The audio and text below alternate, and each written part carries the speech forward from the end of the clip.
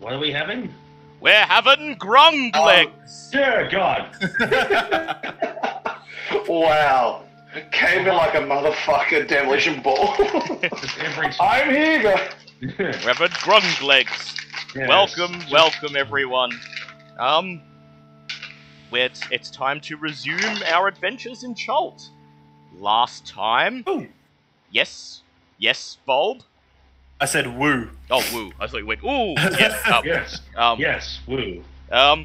Last week, you braved the Terrafolk hideout of Firefinger, scaled all the way to the top of the tower, nearly lost a couple of party members, but you managed to defeat the Terrafolk tribe by destroying their leader, the Harpy Witch, driving the rest of the tribe away, and winning as your prize Azaka the Werebear's mask of animal friendship. Was she a werebear or... I thought she was something else. We're tiger. Wolf. We're tiger, sorry. Yeah, definitely she wasn't a werewolf, yeah. because that was the first thing I yelled at when you announced that, but... And yeah. This mask is now in the loving care of Bolg for the time being, and is currently on his attuned face. to him. Yes.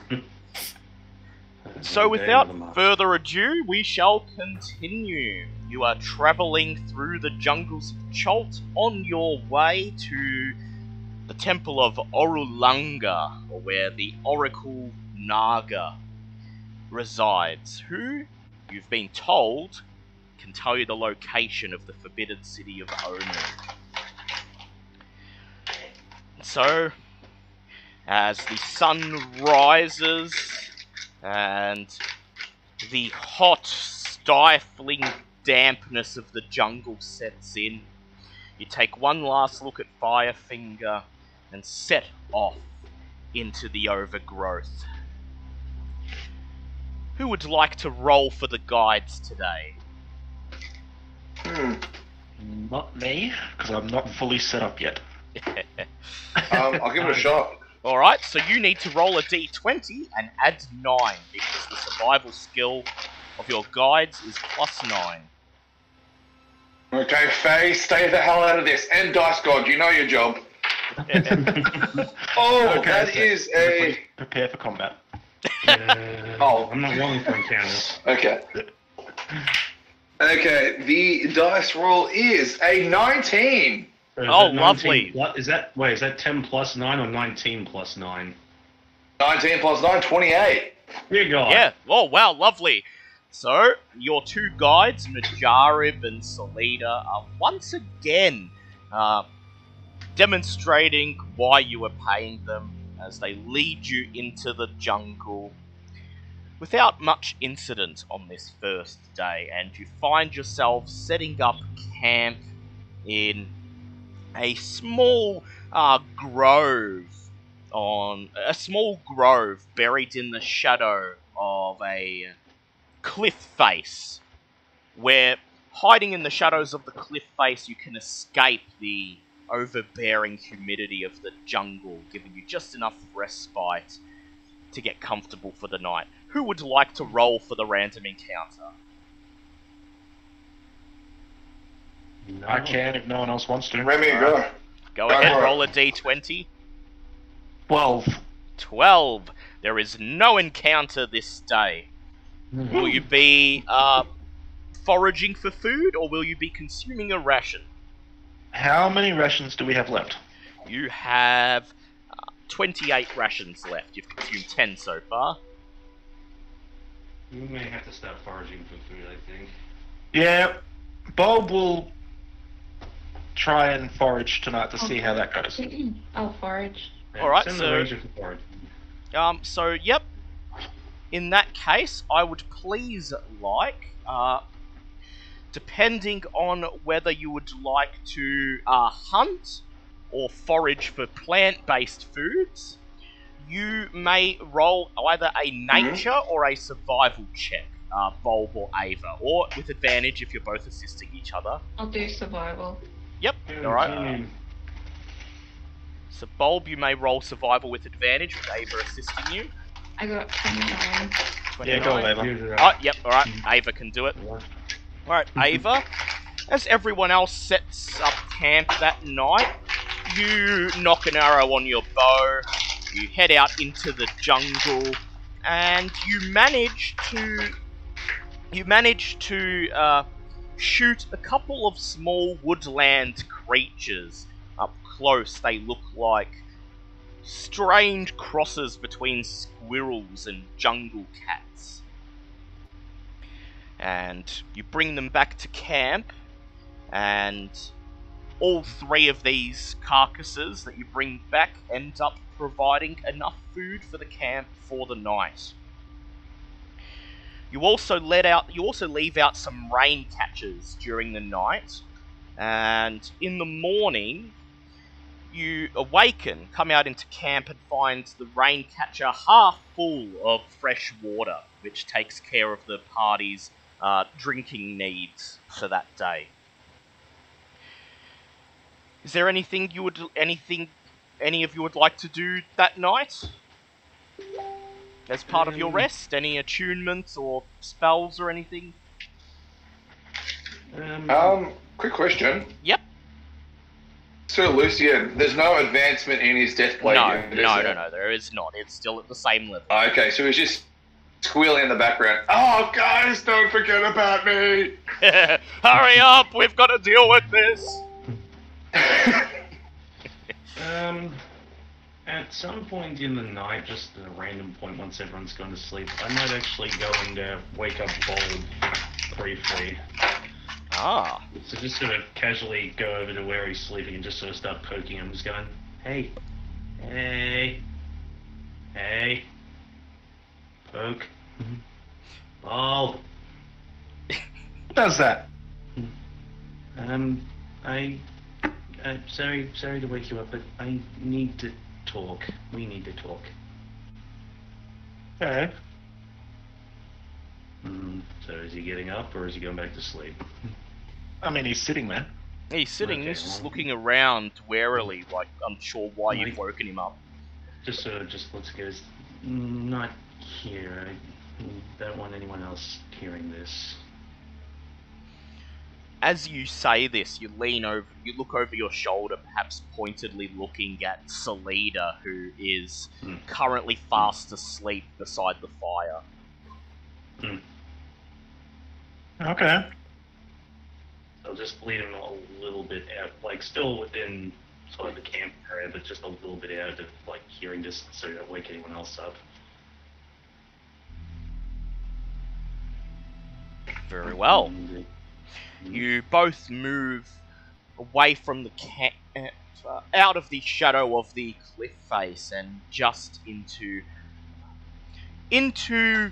the jungle proper. And already you could feel the heat building up, telling you that you're out of earshot of anyone in camp. Okay. So Boat's sort of sitting there, kind of awkwardly, so like, I'm guessing Bolt was close by, like following her out. Yeah. Okay. Bulb is going to sit there Bulb's going to just sort of sit there half trying to think of how to get this out. Like, a little bit of frustration, just trying as she's mulling over her head, and for a moment it looks like she's going to try and tell you off or chew you out for something, but that illusion is shattered when she instantly picks you up and starts giving you the biggest hug she can possibly give, which, considering I'm about 3.5 feet taller than you, is probably pretty considerable. And all you start getting is, I'm so sorry I threw the book at you. I'm so sorry I haven't talked to you in days. There's been a lot going on. I don't know what I'm doing. And it's just proper bear. Well, I know it's strange so much, but it's a proper like bear hug engulfing you at the moment. Just rambling and half on the verge of tears.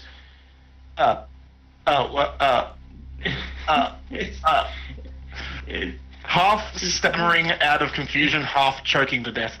Well, I was going to say, well, if she doesn't know this, so she's just going to kind of keep going. It's like, there's been so much going on since we got to mesmerizing first. I got aged again. I hate ghosts. This always happens to me when I'm around ghosts. Then we had the whole demon thing, and I like basically gave up my soul just to keep you safe. And then we get to the actual city. We had the whole paladin thing. That was insane. Then we go to that temple, and you decide for whatever dumb reason to pick a fight with a statue, and you almost died, and Ava normally died trying to save you. That was really dumb, by the way. And you shouldn't have done that, but you did it anyway. Then we get the Firefinger, there's those bird people, you almost died again, and Ava saved you again. Seriously, you need to apologize to Ava for constantly having to save you. It's not fair for her. And Vesker almost dies and no one seems to care even though I saved her. There's a lot going on. As she finishes that, Bulb manages to get his hands free and then grabs her head and just goes, "Rewind just a touch, you sold your soul, what now?" Well, you were sort of there for that, the whole... Yes, but none of us speak Infernal, dear. We don't know what happened. All we know is that we got away scot-free. Well, see, that's the thing. We only got away scot-free because I had to make a deal or they would have killed all of us. I can't go into details as to the why and all that, because that was part of the deal, but that really neat spell that I got to use on those paladins, that was the other bonus I got out of that. Really strong spell, we all got to live, and in return... Look, it's a very loose deal. Devils and demons have very different rules, but mulling over that whole fact, because that's not even the worst of things going on right now. Yeah, see, that's why I was so mad, see? I did that, basically put myself on the line, and then you went and decided to pick a fight with a sentient statue that almost killed you. Kind of annoying. See, Chult, rude. The sentient statue was a problem right here and now that I knew you had my back if something went wrong. You've made a deal with a devil, with a demon, and they can come back whenever they want and renege on their deal. There is no guarantee that we will be here to back you up if something goes wrong. I'm working on that. That's a problem for another day, once the whole Death Curse thing. Look, I haven't told anyone else yet, mostly because... Ava's kind of got that whole new Oracle thing going on, and I don't really want her to worry about me. Lucy and Scuttlebutt's sort of, dying for the most part. I don't really trust the leader and the other guy that much. The whole Yanti, plus that whole thing I saw her with the Sending Stone the other night. And look, I'm going to be honest, Vesker doesn't always seem like she's really there. I don't know what it is, sometimes she's there, sometimes she just seems to be, not really doing anything. I don't know. But, no, I just wanted to say I'm sorry, and I know things are difficult right now, and considering the whole prophecy thing, where we're going, it's only going to get worse. I just want to know if anything does happen to me, that you or at least everyone else is going to be safe. Look, things have been kind of crazy since we got here. I went from having next to no memories to now all of a sudden I was in Chult one day. I speak a new language. I can pulls out the map she'd been working on. Look, I can do cartography. I'm meant to be 12 years old. I shouldn't even know what cartography is. It's I don't know, and that's she sort of half sits on the ground, sort of curls up a little bit, Yes, she physically looks 22, but right now this is a very scared child trying to understand what we're doing at the moment. Now, I look like I am a 2-foot owl now. You know, months ago I was a 6-foot tall angel lizard. Things change. My changing isn't obviously as hard to comprehend as yours. I mean, people get reincarnated not often, but it's not uncommon. It happens. It happens. You, Chult, you can come and talk to us. I may look tiny and young, but I am, 30. Ava is, while a bird person, is still very experienced. Sir Lucian, yes, he has his nose so high up in the air you wouldn't know if his shit stank like lollipops. But I'm sure... I'm just smirking. I'm sure he has knowledge of the world that would help you in times like this. Zinhorn seems like a very knowledgeable man. Don't bottle it up until you explode like you did tonight. I'm still smoothing feathers down. Yeah, sorry about that. It's okay, child, but just... There is one big reason why I'm as worried as I am. Those zombies we fought the other day, you noticed the markings they carried, yes? Bulb, you remember seeing the red pyramid and upon the I couldn't figure out what they were, yes. Yes, the mark of Rasnasi, yes? Yes. If we go to try and stop this soulmonger, I no doubt he's going to be there to try and stop us. Yes. What do you think would happen if we defeated him? What would happen to those zombies and those other people?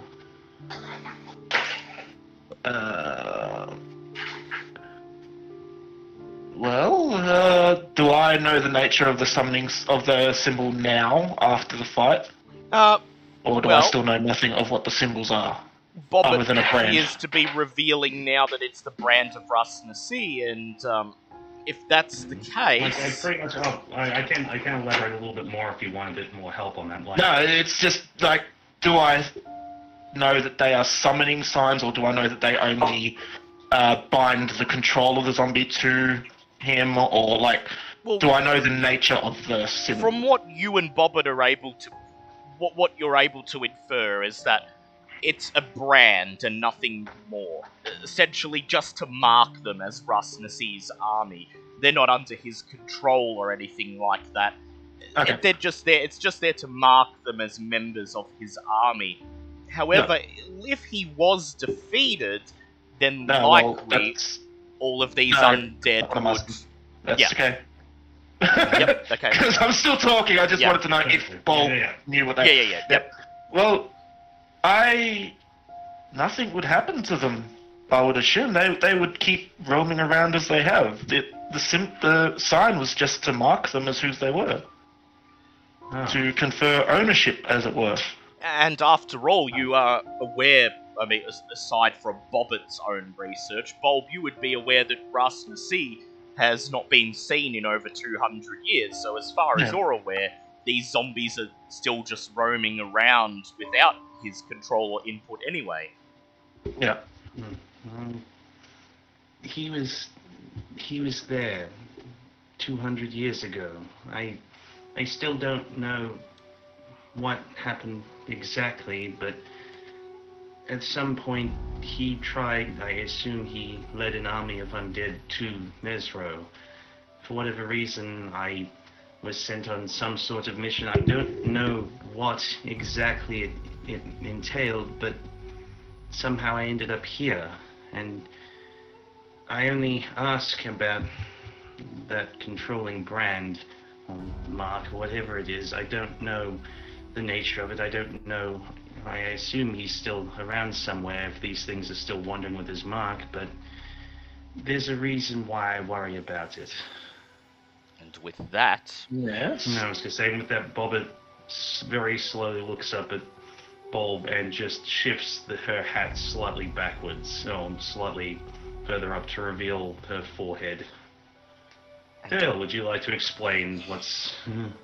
Bobbit lifts up the brim of her hat, allowing you to view her forehead. A part of her face that you've never laid eyes on before, as it's usually concealed beneath the brim of her hat. And there, emblazoned in plain view on her skin, is a red triangle, still looking as fresh as the day it would have been tattooed there.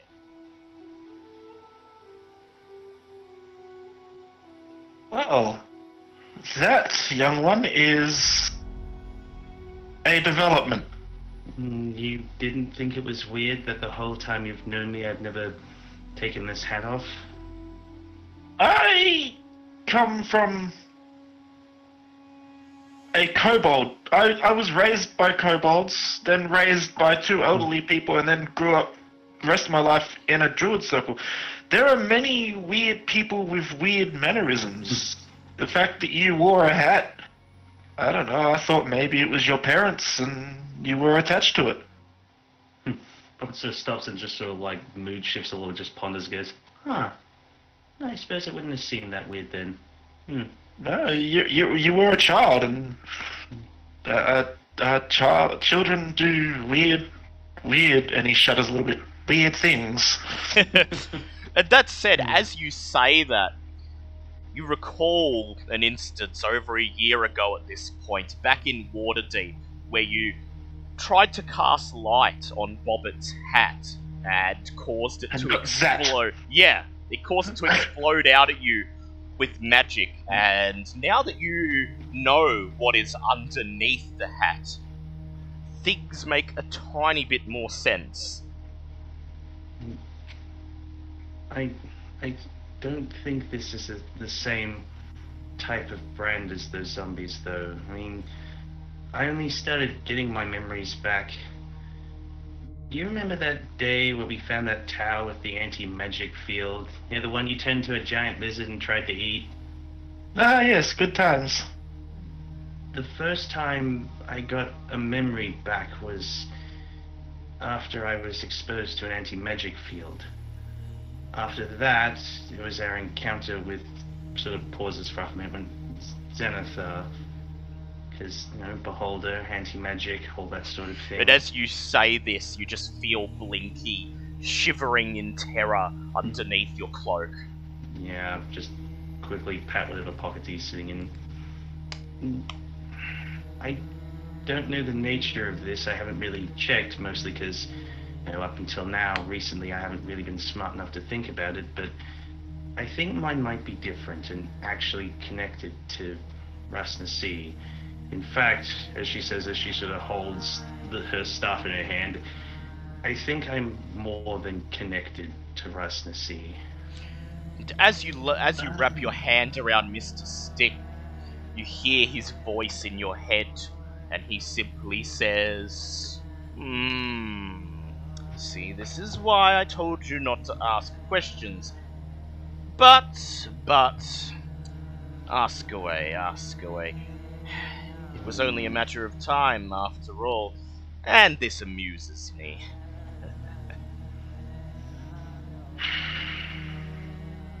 Was he saying that out loud, or was that just... He's just saying it to you.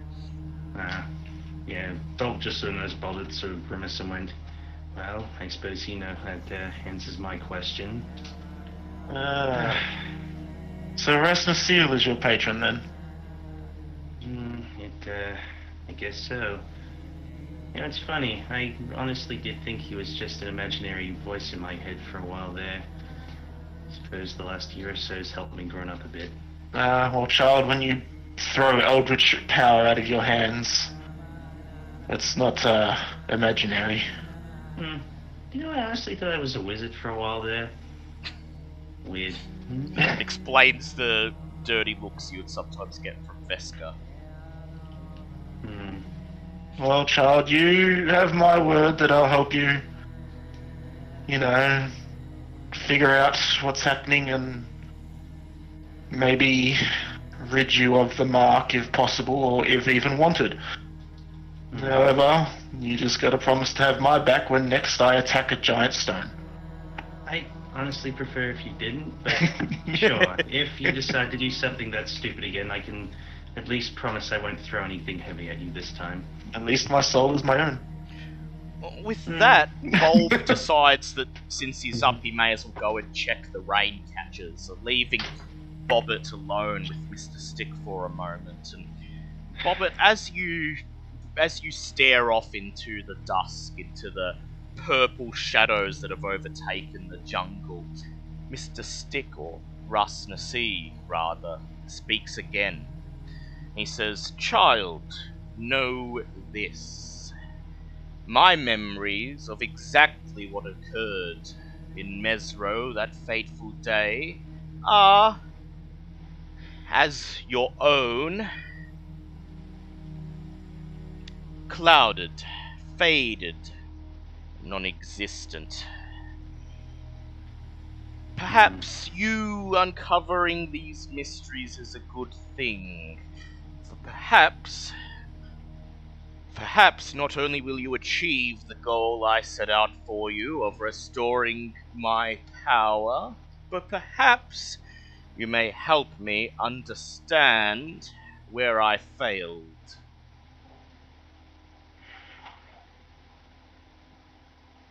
No. From what I've seen, you may very well be the cause of what happened to Mesro, and for obvious reasons that doesn't particularly sit well with me, but as long as I can use this power to help the people I care about, I suppose for now at least, we can keep a somewhat civil relationship. Rusnasi responds in a cool voice. I will make no more effort to suppress your memories. As they re-emerge, feel free to divulge them. Or don't. All I know is that I had the Chosen of Uptown dead to rights that day, that something went wrong. And with that, Mr. Stick grows inert once more. Always a joy, that one. And so we continue on into the jungle. I would like somebody to please roll a d20 to determine the weather for the rest of the trip. Who wants the weather report? I think maybe Kitty could do it.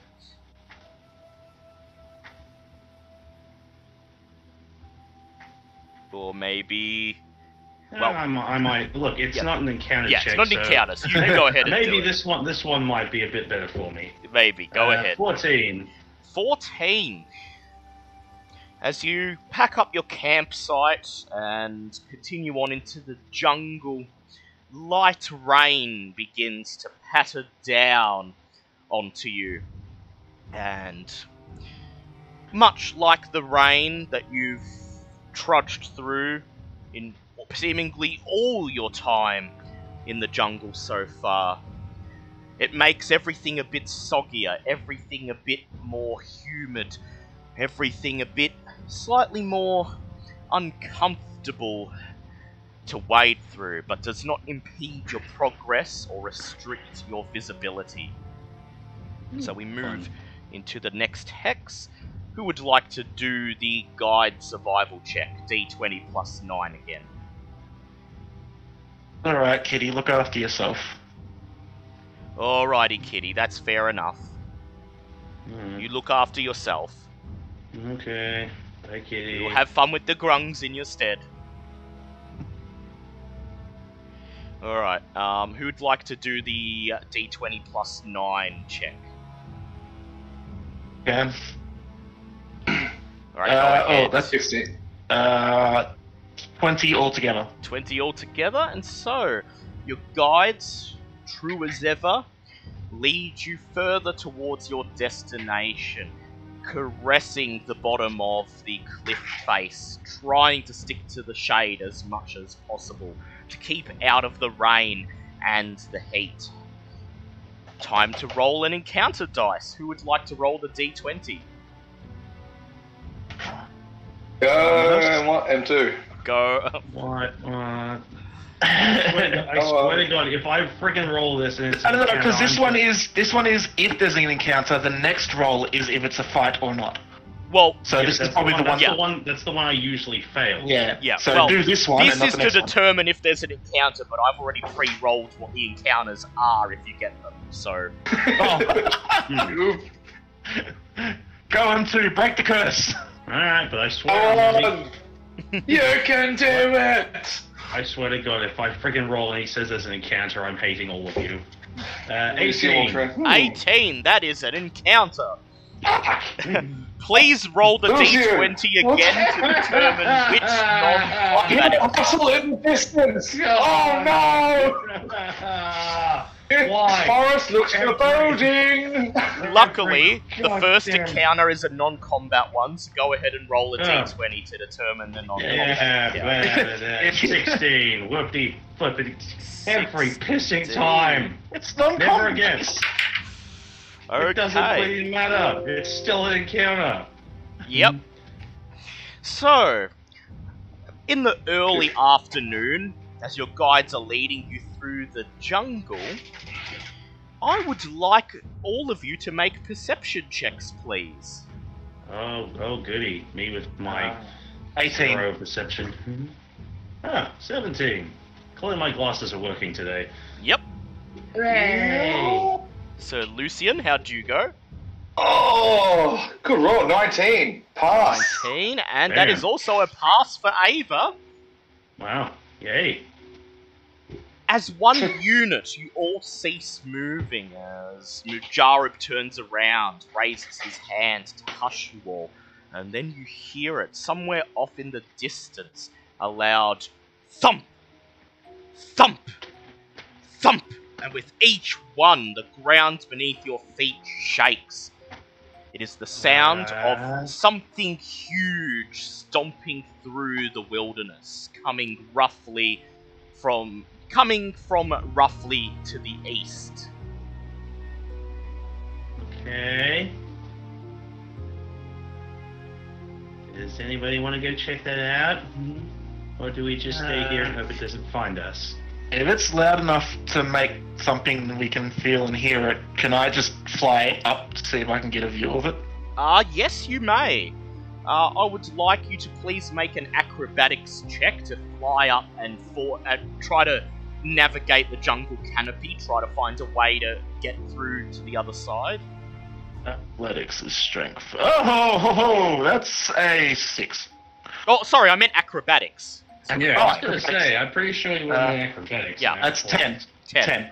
Ah, okay. You spread Cool. your Yeah, not wings great, and you but- fly up into the air, pushing against the thick jungle canopy, and you move a couple of branches away with your hands, allowing you enough room to fly through onto the other side. And you see about 10 to 15 minutes of walk away from where the party currently is, what appears to be a group of 3 large frost giants wading through the jungle as if they were humans pushing through a patch of long grass, and with every step they take, they stop and look around from left to right.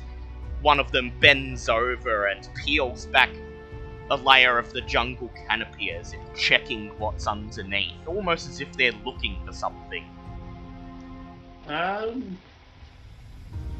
Would any of us know anything about frost giants at all? Most likely not. Okay, well in that case, this question's going to be straight up out of character then. We're in the middle of a tropical jungle. Frost giants? What? Yeah. Exactly. Frost giants. Bulb, you don't know much about frost giants, but you know straight away that this seems like an odd place to find them.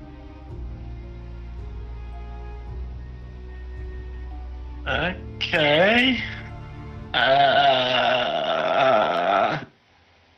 Okay, I go back and tell the others that 15 minutes that away there's frost giants, and I personally don't know what they're doing here because it's weird for them to be here. Your guides look at you. Selena just looks from left to right, and she shrugs and she says, "Well, my vote is we continue on. We've got enough trouble without dealing with the likes of them." Meanwhile, Mujarab says, "Aye, but they're looking for something. They might need some help, or better yet, they might help us. Maybe we're looking for the same thing, who knows?" Oh, frost giants, frost giants, frost giants. I was gonna say, can I roll to see if I do anything, or... If you like, you may go ahead and make a nature check. Oh, God, nature. Oh boy, a stat I don't use at all. Oh, actually, I do have why do I have a +4 in that? Oh, Because it's your intelligence. 16. Yeah, all you know is that frost giants are typically found in the cold north. Very far away from Chult. In fact, as far as you know, them being on this continent at all is strange, as usually they would only cross the ocean to seek places that are similar to the cold north of Faerun. This is honestly the last place, probably in the entire continent, this continent or almost any continent, that would have a frost giant. I don't know, do we want to go and meet them? It's entirely up to the group. Does anyone actually speak giant, first of all? Let me check that. Actually, I may. I speak Ava does not. I speak 4 languages and one of them is not. None of those are giant. Veska does not. Celestial, Druidic, Draconic, and Primordial. Nope. How do we have like 15 languages between us all and not one person has giants as an option? Does Lucian speak giant at all? I don't think He does not. No. No. And Veska also does not. I wonder so if either Zinhorn we're Speaks to does. himself. Actually. So we Common, primordial, or dwarvish. Yeah. Nope. You do know So- that frost giants do sometimes speak dwarvish. They also speak common sometimes too. I'm just going to check Zinhorn's character sheet because Smithy isn't here yet. I do have comprehend language, but that only allows me to understand them. And we still wouldn't, unless we get lucky, we still wouldn't be able to talk back to them. Yeah, so you'd basically be gambling on whether they happen to know either dwarvish or common. And Zinhorn apparently has giant. Huh. Well, there you go. Does he mention this, or? Zinhorn does mention, he says, "I've picked up a few words of giant in my day, if we really wanted to risk talking to them." What direction are they going? They seem to be heading to the south, basically The in a same way that similar we're going. same way you're going, but whereas you intend to begin traveling to the west once you round this small cliff face, it looks like they intend to keep heading to the south. They're basically just moving in a straight line through the jungle. I mean, if Can nothing we- else, if we use the path they're going, it'd make traveling a lot quicker. Can we just follow them for one day? Yeah, if you want, you could try to follow them. I will require Uh, stealth checks to remain out of sight because Well, I was thinking the others stay a bit back and follow the path, and I will try and stealth and see if I hear any common being spoken. Yep. Is up to the party though. I mean, We can give it a go. Do No, you it's have definitely comprehend languages by any chance, Bulb? I do not have comprehend languages, and I do not believe druids can learn comprehend language. I have it. But you also get disadvantage on your stealth. Yeah. That I said, do. I'm not good at as stealth. you are small enough to be concealed under the jungle canopy, it will be stealth checks with advantage, so it'll just be a normal one for you in this case. Mhm. I don't know. It doesn't matter anyway. Even if I could get comprehend languages, I would need a long rest to change my spell anyway. Yeah, that's correct. Yeah, I have it on me, but it is also a ritual spell as well. Wait, can you cast it on someone else? No, only yourself. I was gonna say I don't believe so. No. Damn. No, just self.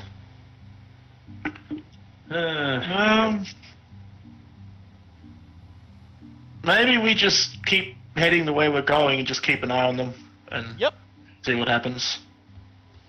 Very well, so just continue on your current bearing, give them a wide berth, let them continue on. If you're not going to follow them, you're just going to continue the way you are, it's very unlikely that they will notice your presence, but if you are going to follow them, then that will require a stealth check. Yeah, I'm proficient in stealth now, so I've got a plus 6 to it, so I can try and follow them, and if I hear common, I'll come back. Or I'll tell you through the sending stone that I hear common, and we can try an open conversation, or...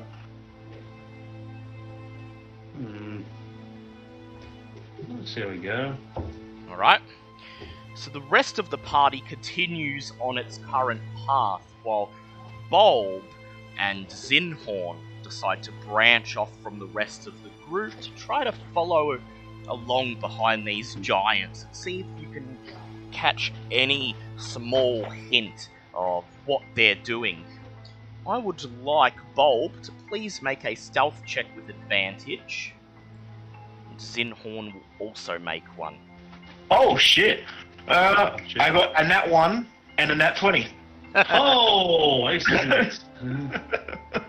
Oh, don't scare me. And What the hell would Zinhorn happen if also you rolled that one? passed. It just, you just going there going, sneaking!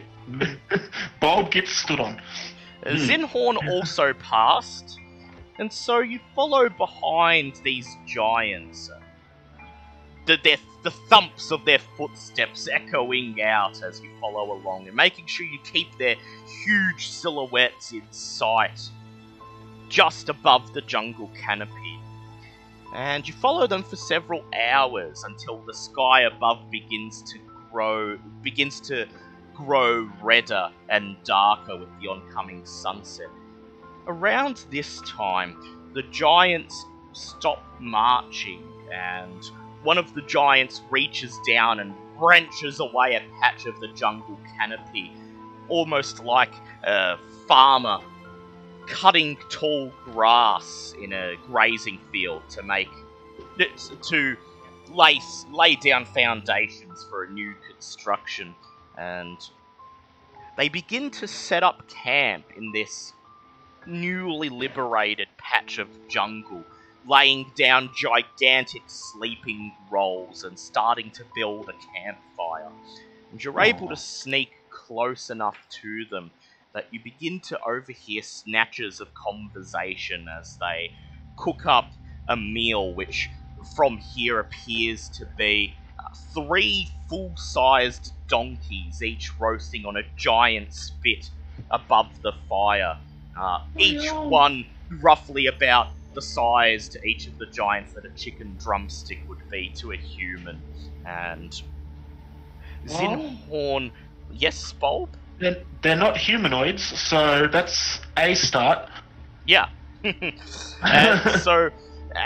as you watch, relieved that they're not eating humanoids, Zinhorn just leans forwards and listens to them as they talk.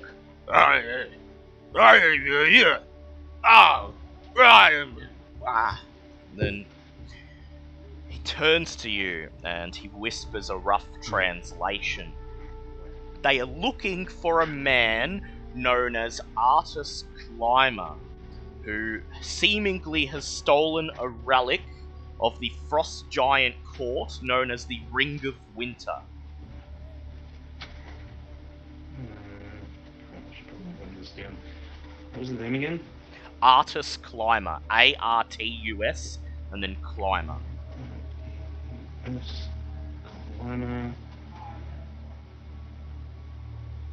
Mm-hmm. Zinhorn looks at you, Bulb, and he whispers, "So, what do you want to do?"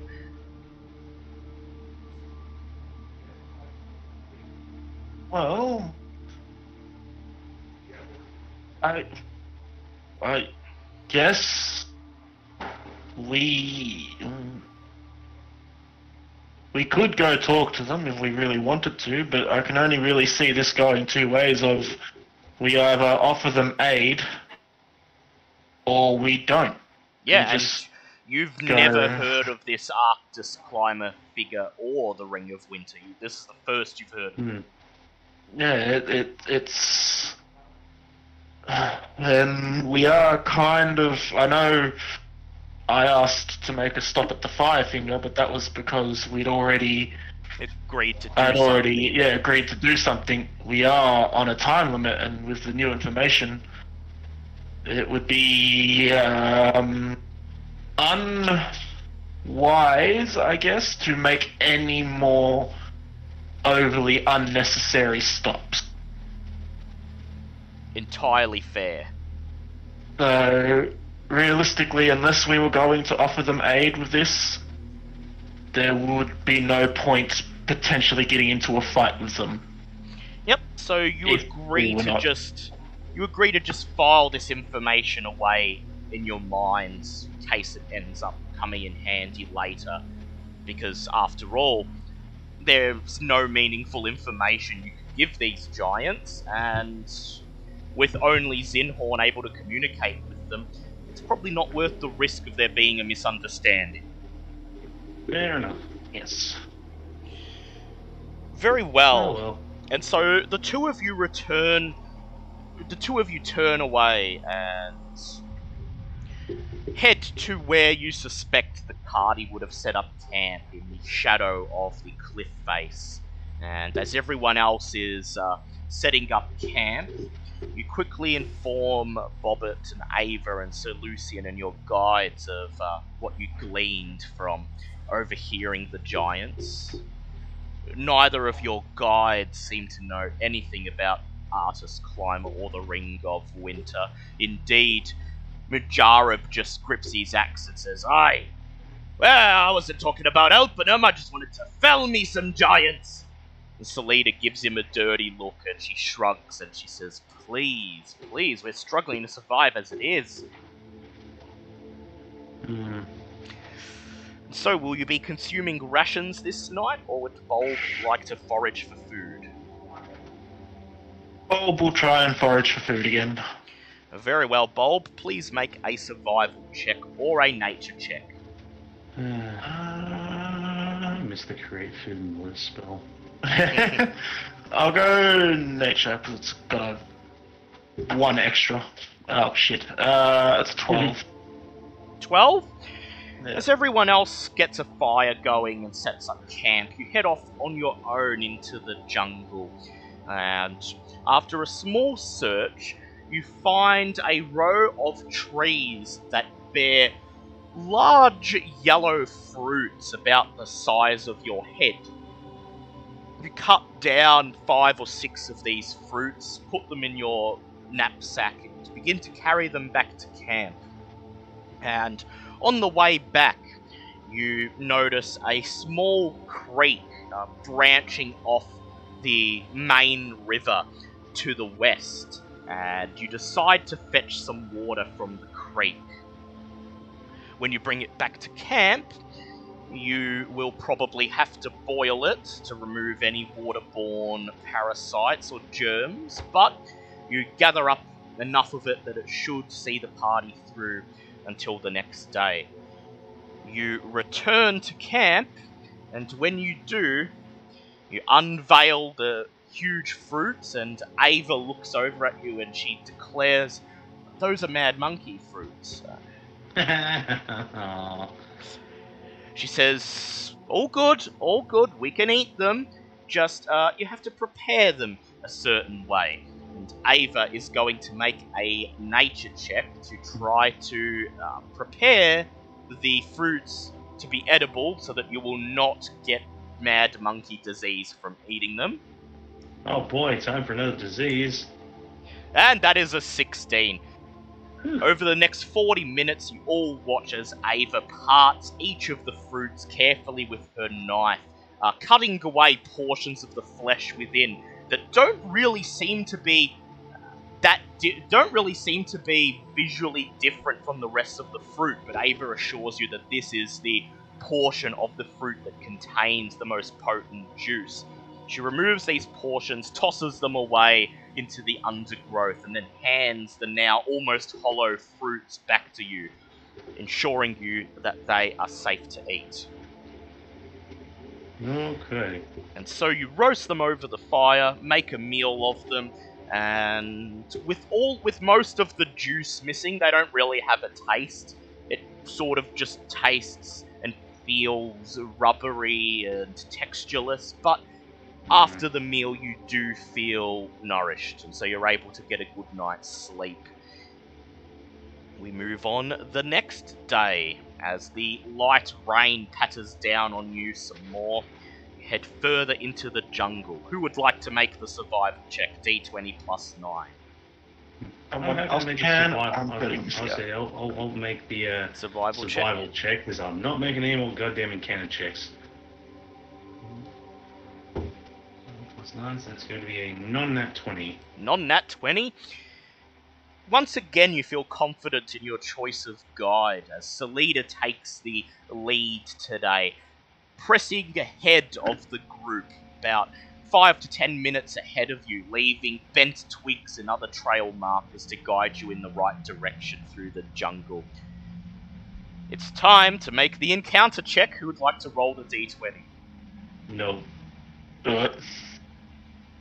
Unless the M1 wants to. M1, would you like to make the encounter check, or will you trust Remy with it? Would you like to have a 4? What's 4 plus 9? Oh, wait, we have to have the 9? There's no plus 9, it's just a 4. It's just, Oh, okay, it's just a 4 then. Yep, that is no encounter today. See? Okay. And so after an uneventful journey through the jungle, you set up camp once again. And would you like to eat rations or forage for food? I'll try the forage for food again. Try to forage for food again. Very well, please make a survival check. That's a 10. That's a 10. Jesus Christ. That was a 10 in nature. Yep. Unfortunately, you are unable to locate anything that seems to be edible in this portion of the jungle. The entire thing just seems to be a gnarled mess of maze-like trees, branches, and vines wrapping around each other and restricting you from doing a thorough search. And so you return to the group empty-handed, and everyone can either make a meal out of rations, bringing you down to 26 rations, or you may go hungry, giving you a level of exhaustion. I'll have a ration. Yep, very well. So 26 rations altogether. We move on the next day. Someone please make the survival check. Someone else do the survival, I want to do the encounter. Yeah. Alright, so M2 you can do the survival check. Plus 9. That's a 19 plus 9. 19 plus 9. Salida just smugly smiles for this day as she journeys ahead, bringing Mujaru along with her. You follow in their wake, following the broken twigs and shattered pieces of tree branches that serve as trail markers. Bulb, go ahead and make the encounter roll. 13. 13! And no encounter. See, Aw, you see What what the happens? hell? Everyone but me manages to keep going. Oh no encounters, no encounter. The second I roll, I feel like Get one. I feel like Shalushi just screaming out to him, "Why is there nothing trying to kill us? They say this is the door to the forest, and there's nothing else." This hex would have been the perfect one to get an encounter because we get a long rest Yeah, tomorrow. yeah. So. Well. And so, at the end of the day, you find yourself stepping out of the shadow of the cliff face finally onto the edge of what appears to be an expansive wetland or swamp. You begin to set up It's camp. Smithy. Hello, Smithy. And would you like to forage for food again, Bold? Yeah, I'll try. 'Cause, Go ahead. might as well. Hey, that's a 21 nature. Ooh, a 21. Lovely. Okay. Find a bacon tree. Bacon tree. Yeah. Well, 23. You find food with no complications. Indeed, you stumble into a portion of the swamp where most of the jungle trees are spaced far apart from each other, giving you lots of room to move. And then your eyes glimmer with excitement as you see what grows in a grove on an island in the middle of one of the patches of swampy water. You see 5 trees all growing side by side, each of them groaning under the weight of fresh bananas. Hooray! So you spend about... Yep. You get I load up my arms with bananas, and then I plant 3 of them and cast Druidcraft on them to sprout 3 new banana trees. 3 brand new Just banana because. trees sprout out of the ground and shoot up almost to the size of the existing ones. And although there are no bananas yet on their branches, there will be in a matter of days. And so, arms laden with bananas, you return to camp, and as you dump all the bananas onto the cloth, the cloth bedding next to the fire, you just hear Sir Lucian groan out loud. Yeah, like when Bobbit like peeling a banana and you go, I really like bananas. And so you manage to make a meal out of bananas and some of the water you have left over from yesterday. And you manage to get a good night's sleep as you move to your destination. Before we yes, do that, yep. would I be able to roll to read one of the books I picked up? Ah, yes, you may go ahead. Please make a history check. The DC will be 18. Oh boy. Okay then. I believe my history is decent, but I still have to roll half rolls instead. 19. 19. As everyone else settles in for another night in the jungle, you recline on your bedding in front of the fire and use the flickering firelight to illuminate one of the books you liberated from Mesro, and you spend your night carefully reading through the lore contained within. And you glean the following: that once upon a time, when Mesro was the only city of the Tabaxi Empire, there were 12 chosen of Uptau that ruled over it, each of them granted immortality by Uptau to guide the Tabaxi and the other citizens of Mesro through life to their destiny as ordained by Uptau.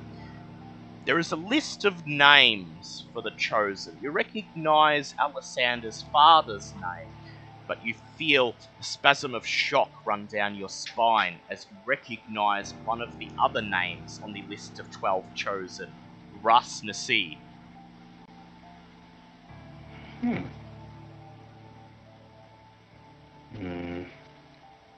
The book goes on to explain how Ras Nasi was exiled from the court of Mesro as he used his powers granted by Uptau for his own gain rather than the good of Uptau's people.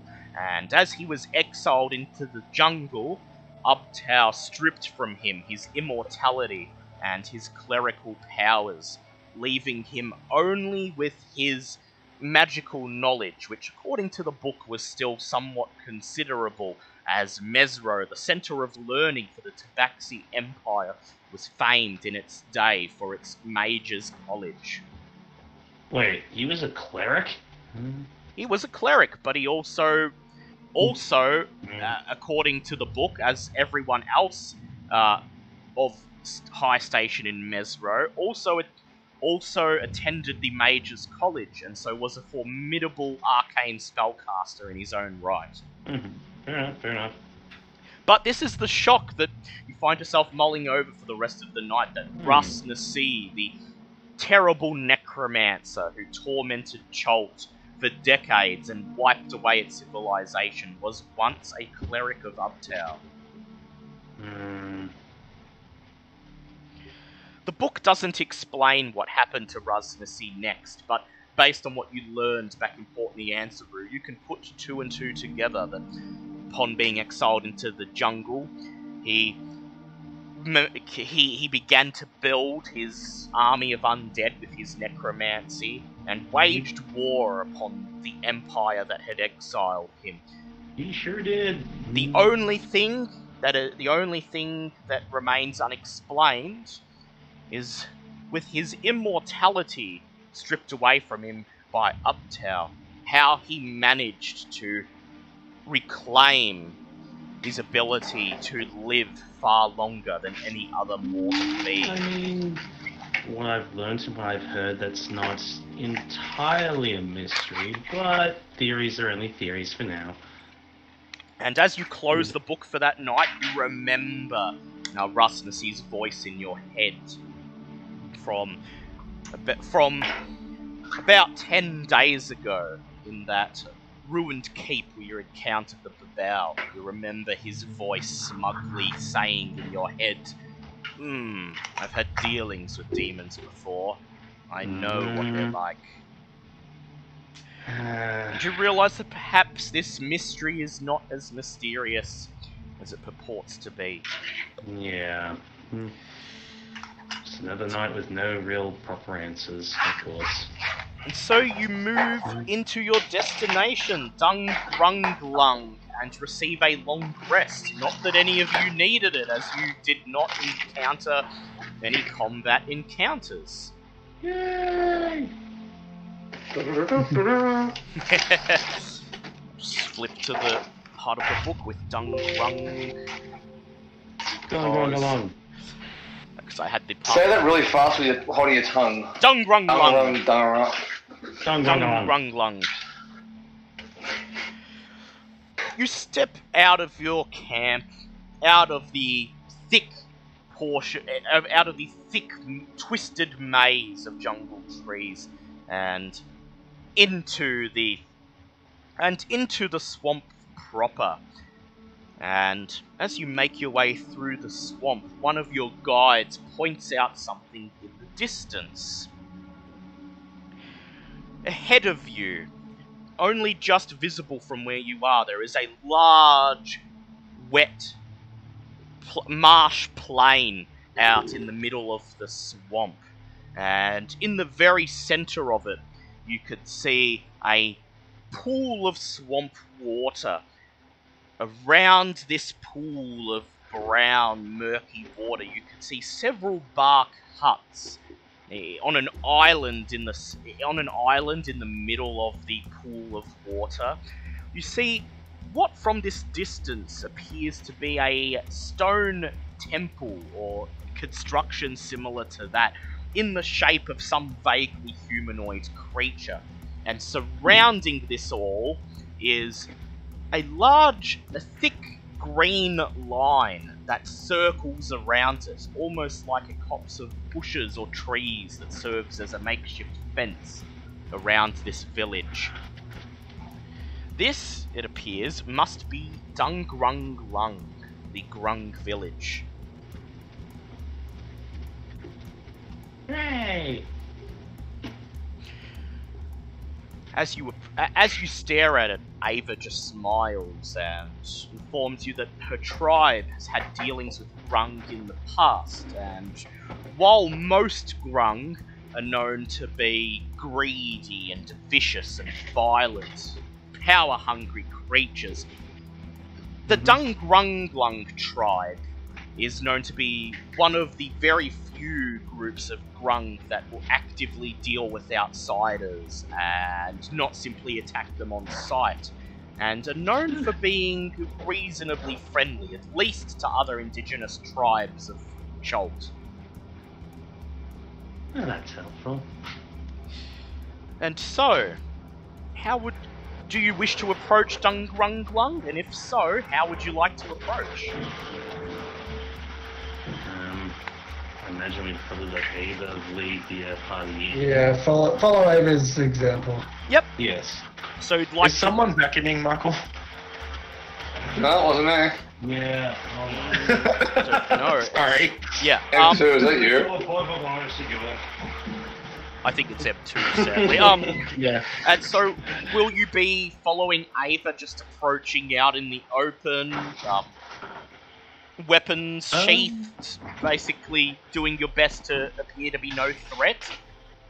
You said it was just like a big open plain type thing, didn't you? Yeah, it's a big open plain with the Grung village basically in the middle of it. And there seems to be a circular fence or some construction made out of trees and bushes surrounding the whole thing. How... Sorry. Sorry, I was just going to ask, how tall's the grass around? The swamp That we have to grass walk in through. this area is comes up to about half of your height. The grass would That's conceal about 1 you. foot tall. Yeah, about 1 foot tall. The grass would probably conceal you if you all kept low. Otherwise, it doesn't provide much cover when standing. And in this portion of the jungle, all of the trees are quite spaced out, and there's at least 1 or 2 feet of open swampland in between them. So the trees are not going to provide much cover either. Mm-hmm. I would like to... I'm not trying to hide, but I'm trying to be inconspicuous. Yep. About 5-10 feet behind Ava. Yep. Very well. Anyone else want to remain with Bulb or just approach with Ava? So, Yeah, just to clarify, Sorry, M1? sorry, just to clarify real quickly, so Grung, sorry, bit of a tongue twister, is that hostile to us, or we don't know yet? Well, you know that Grung are usually hostile, however, Ava has stated that her tribe of Aarakocra have traded with this tribe of Grung before, and she expects them to be friendly. Alright, so let's just walk in.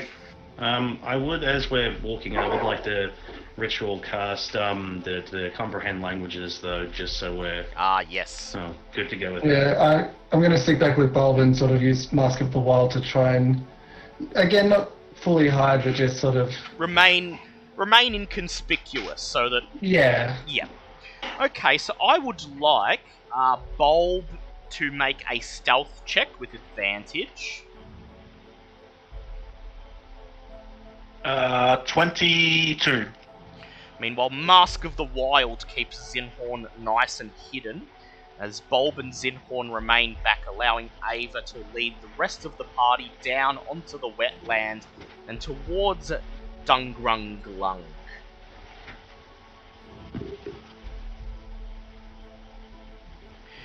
And as you draw nearer to the village, you're able to get a decent enough look at it. What you thought was a stone construction in the center of the swampy water appears to be a 30-foot tall, crude rendering of a giant frog-like creature. The construction itself made out of a mixture of stone and mud used as the glue to hold it together. But perhaps more interesting is the circular organic growth that you saw fencing in the village is not what you thought it was. It is not a line of trees or bushes or anything like that, but rather what appears to be some sort of magical hedge maze. As you see from As you look at it from above, you could see labyrinthine passages wending their way through walls of thorns and spikes, the composition of the passages magically changing every few minutes. The same passage not remaining in place for more than a few minutes at a time. Obviously some sort of ingenious defensive mechanism to stop just anyone from wandering into the village. Interesting. I will put Bulb and Zinhorn over here, so they are I will remain behind. And as you make your way down towards the village, you notice a small opening in the wall of thorns, allowing you to gain entry to the shifting maze. And as you approach it, you hear shuffling from somewhere beyond the growth, and then from behind the wall of thorns pop out 4 green-skinned Grung warriors, each of them wearing leather armor, bearing tiny short swords and bows strapped around their backs. They're otherwise tiny, non-threatening, frog-like faces, narrowed in concentration and wariness. Emerging out from the hedge maze is a red-skinned Grung who appears to be a shaman of some kind, carrying a staff and wearing a witch doctor's mask that has been carefully carved to fit over his frog-like face. The Grung warriors train their bows on you, and one of them shouts, which Bobbit you hear as, with your comprehend languages. Who are you?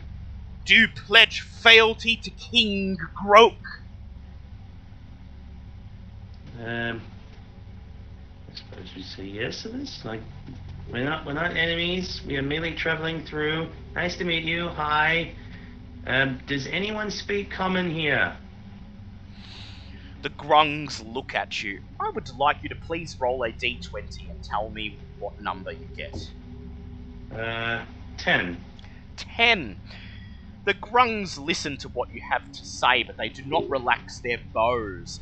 The Fair enough. red-skinned shaman steps forward, bangs its staff into the ground, and shouts, You hear it as they do not speak our tongue, therefore they are enemies of the tribe. Capture them and bring them in. No.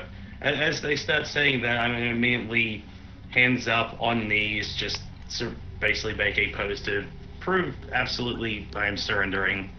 Just no fighting, surrender. Look at everyone else going. Might want to just relax. As you make a show of raising your hands and showing that your weapons are not drawn, Ava turns over her shoulder and she whispers, "This isn't right. They're not normally this suspicious, and they should know me." She makes a move to step forwards. Will you let her? Can't go much worse. As like, is she still like hands up? Like, yeah, she's got her hands up in the air, just like you. And I assume that Sir Lucian, you're doing the same, hands up in the air. Show that you're not a threat.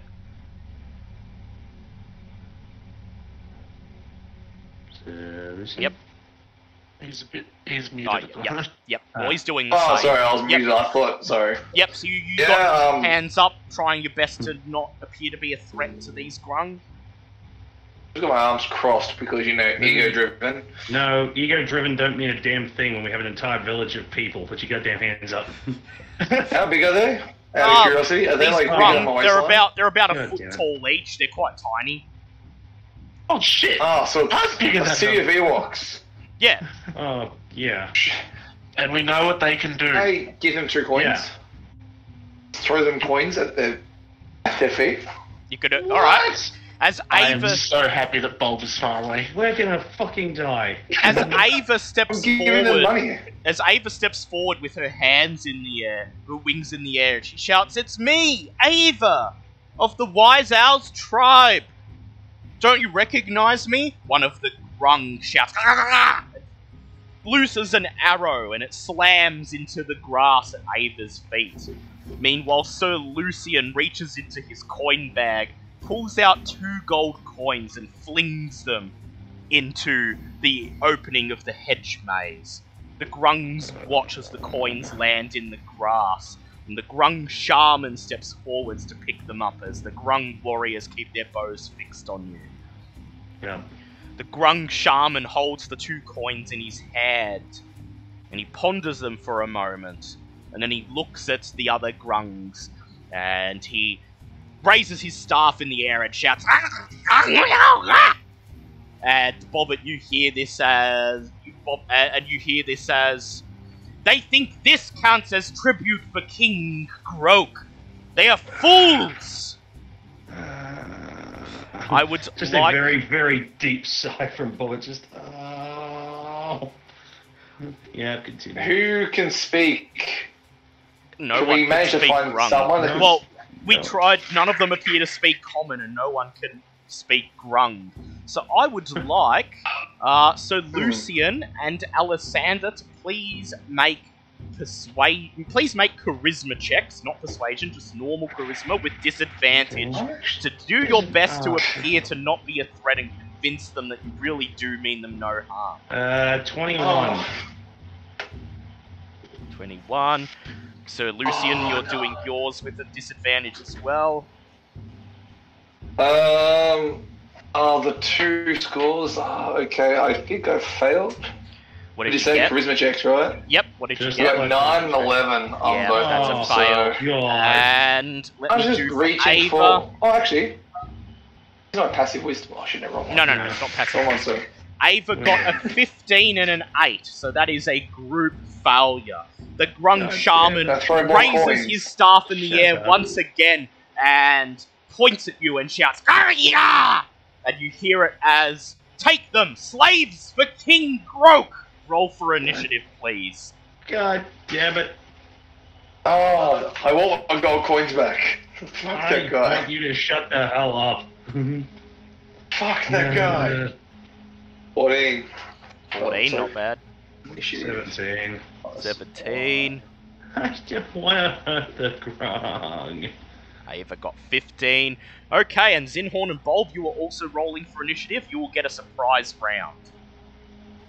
Okay. That is a 24. Oh yes, 24 for Zinhorn. And I got exactly half that. Yep, 12. 12. Okay. Okay, you guys remained hidden, and you're still currently hidden in the thick grass as you're just watching this pathetic attempt at diplomacy unfold, and then you see all the Grungs scramble for their weapons and duck down beneath the thorn wall, and you see your companions draw their weapons and realize this has turned to violence. Bulb looks at Zinhorn and goes, I know I'm bad at talking to people, but that must have sucked. So can we see what type of weapons they have? Yes, you can. So, the Grung warriors, the green ones, appear to be armed with tiny swords and short bows, and the Grung shaman is holding a big wooden staff that, from this distance, appears to be nothing more than a tree branch that just has an animal skull strapped to the top of it with string. Right.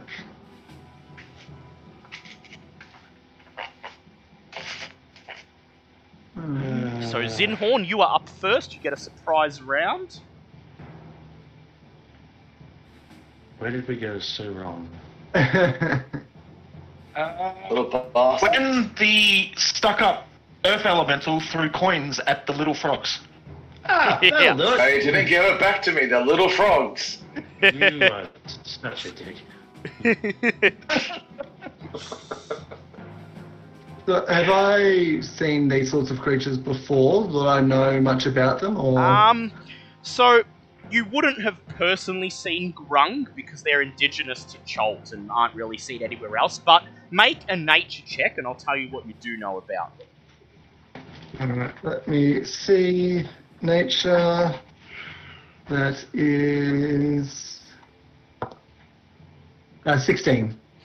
16. So you've read of Grung, even though you've never seen them, and the main bit of knowledge that you can recall is that these Grung are being essentially humanoid sentient versions of jungle frogs, have poisonous skin. Their skin drips with a very potent toxin, and as such, touching them with your skin will cause you to suffer the effects of the toxin as it drips off their body onto yours. Oh, I know hugs. With the death plague already on me, does that mean I'm already like a somewhat immunity towards the poison? No. You'll still be able to get poisoned. If anything, you've got... I just got that Mr. Burns meme in my head going, oh, so what you're saying is I'm invincible. What? No, if anything, you're even more worse Yeah, no, off. just Yeah, don't definitely touch invincible. them with your skin. Don't touch them with your open skin. No hugs. Rolls around in the mud. So that was Zinhorn's turn. Bowl.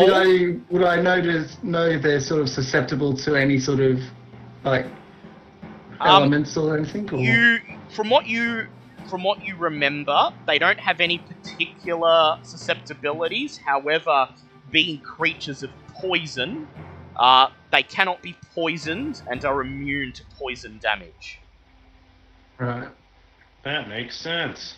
You also remember that being frog creatures, they're amphibious and they can breathe on land and underwater. So they're quite versatile creatures.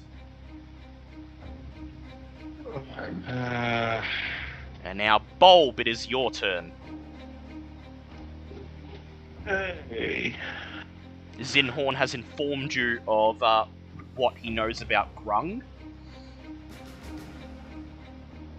Fuck. Where's the map? I can't. Can I actually see any of them? Because they're still in.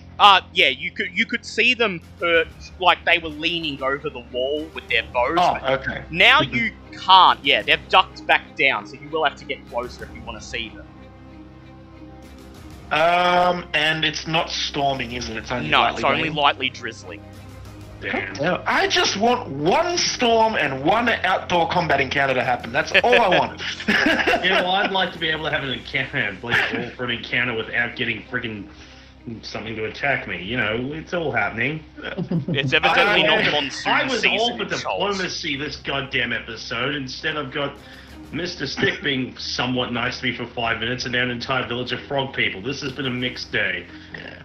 Now, this is I am 99% sure on this, but these are too intelligent to use the mask on them, isn't it? Yeah, they're sentient. Yeah. They're not Yeah. animals. I thought that might be the case. Well, Bulb is not going to be able to charisma check this no matter what he tries. Meh. So he is going to fly up. Yep, and as you fly up, you can now see the Grung hiding within the hedge maze. Yep.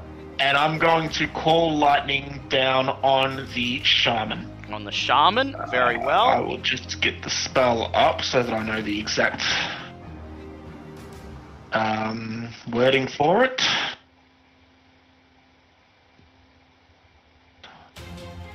Okay. Storm cloud appears in the shape of a cylinder that is 10 feet tall, 60 foot radius, centered on a point you can see 100 feet directly above you. The spell failed, blah blah blah. You can't see a point in the air where the storm cloud could appear. Yeah, that's fine. A bolt of lightning flashes down from the cloud to that point. Each creature within 5 feet of that point must take a dexterity saving throw. 3d10 lightning damage on a failed save, or half as much on a successful one. Okay, so that would strike him, and also Grung Warriors 1 and 2.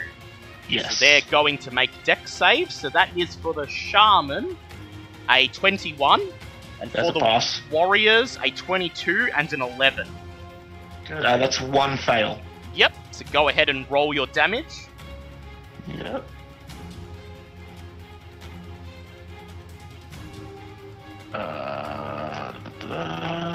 That's... Holy shit, that's 28. I Wow, rolled 2 10s. 28 Big damage and 14 on Warrior 2 on Warrior 1 and the Shaman, 28 on Warrior 2. And you see the Grung scatter as the lightning strikes and they begin to call out as they scramble for cover. It is now Zinhorn's turn, non-surprise round. So that was one. Right. So I can no longer see any of them because they're ducked No, behind. because they're ducked behind. So you'll have to either step to where the rest of the party is, or just fire something blindly into that vicinity where you saw that they were. So what I would like to do is I'm going to like start a wind wall, knowing that they have like ranged weapons, Yep. and I want it to go off. Let me just sort of.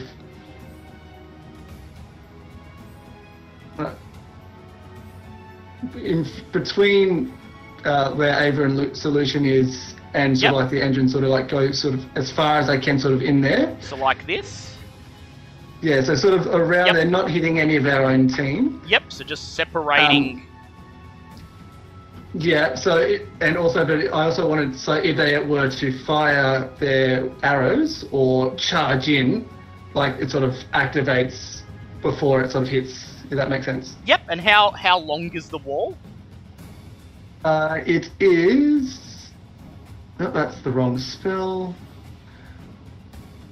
It is 50 feet long and 15 feet high, 1 foot thick. Yep. So it's going to just go down like this.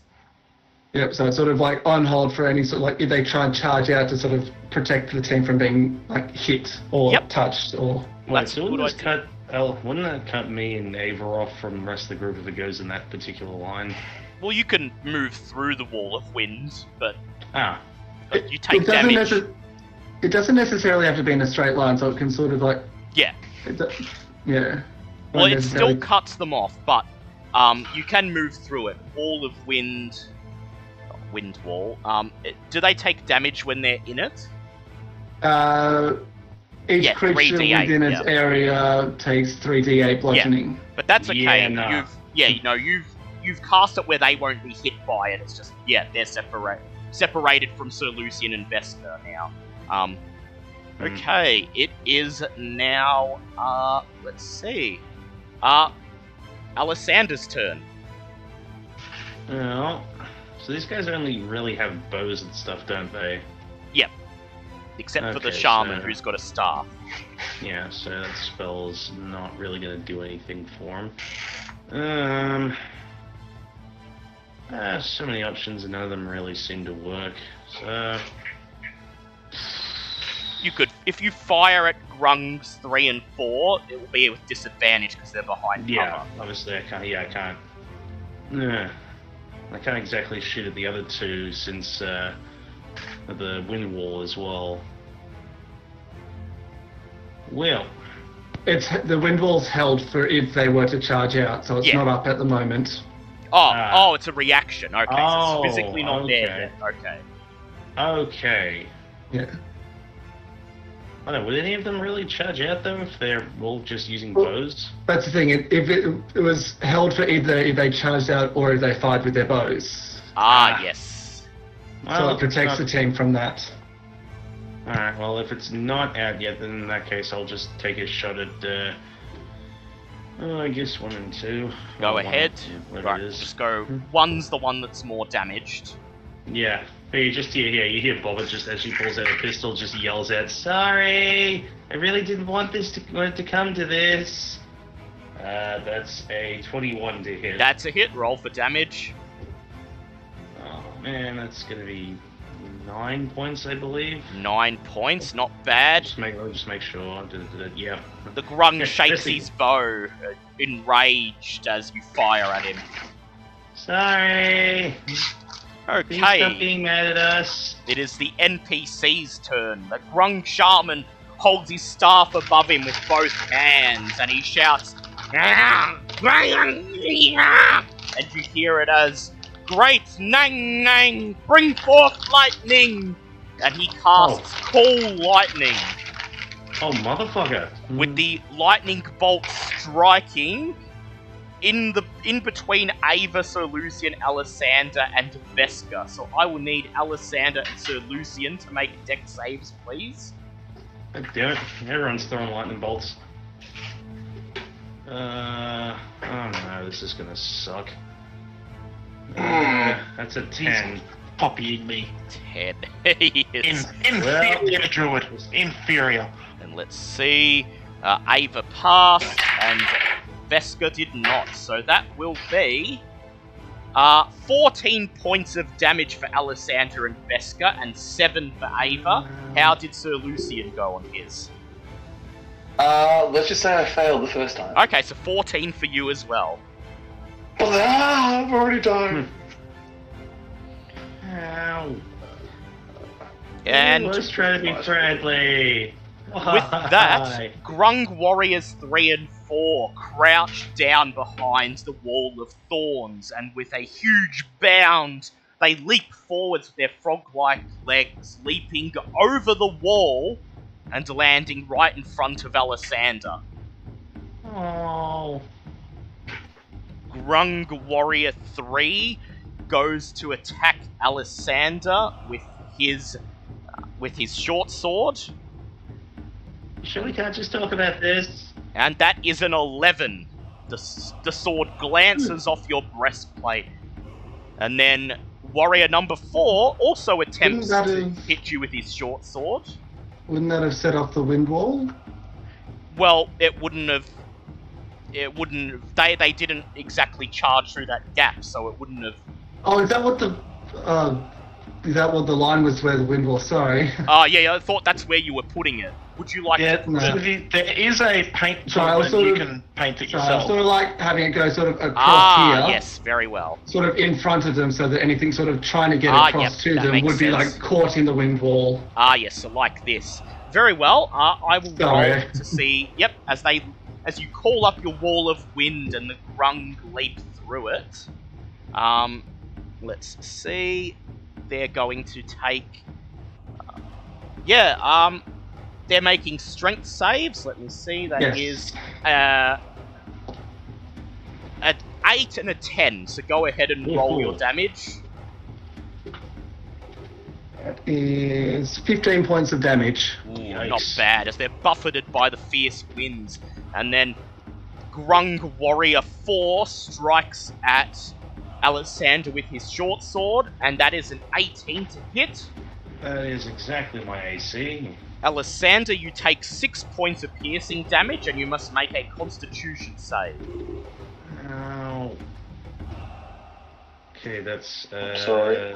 You should save is 16. 16, you pass, you take no poison damage. Hooray! Lucky me. Yay.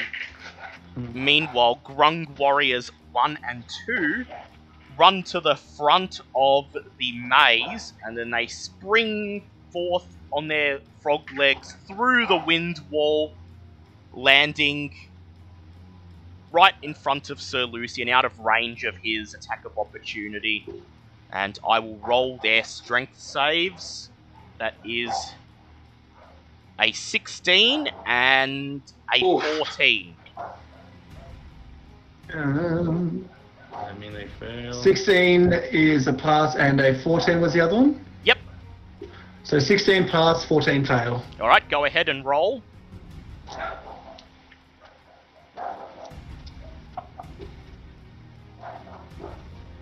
That is math. That's 14 points of damage. 14 points of damage, and Grung Warrior 2 goes down.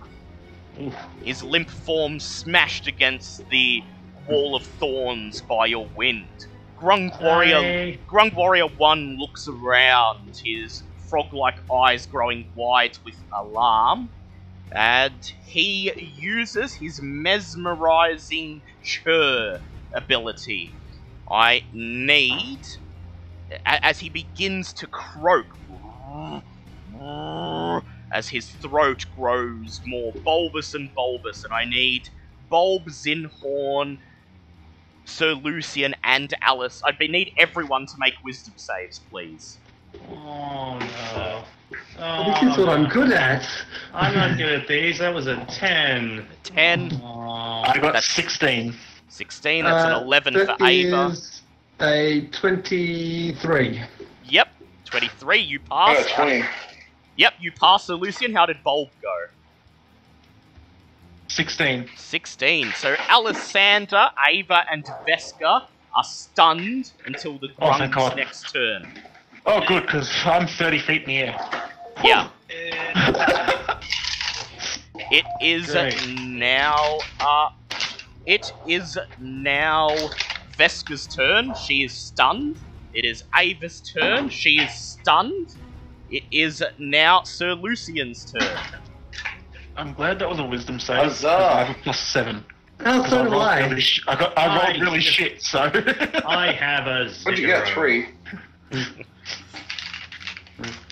I'm gonna swing my throwing axes. Actually, You just run up and is hit him it if you possible want. for me to You charge can. I at was gonna say, you the could Grung just quite literally Shaman? just go after. Yeah, you like, can or head in there, whatever. but you'll have to move through Zinhorn's wind wall, and you will take some damage from it.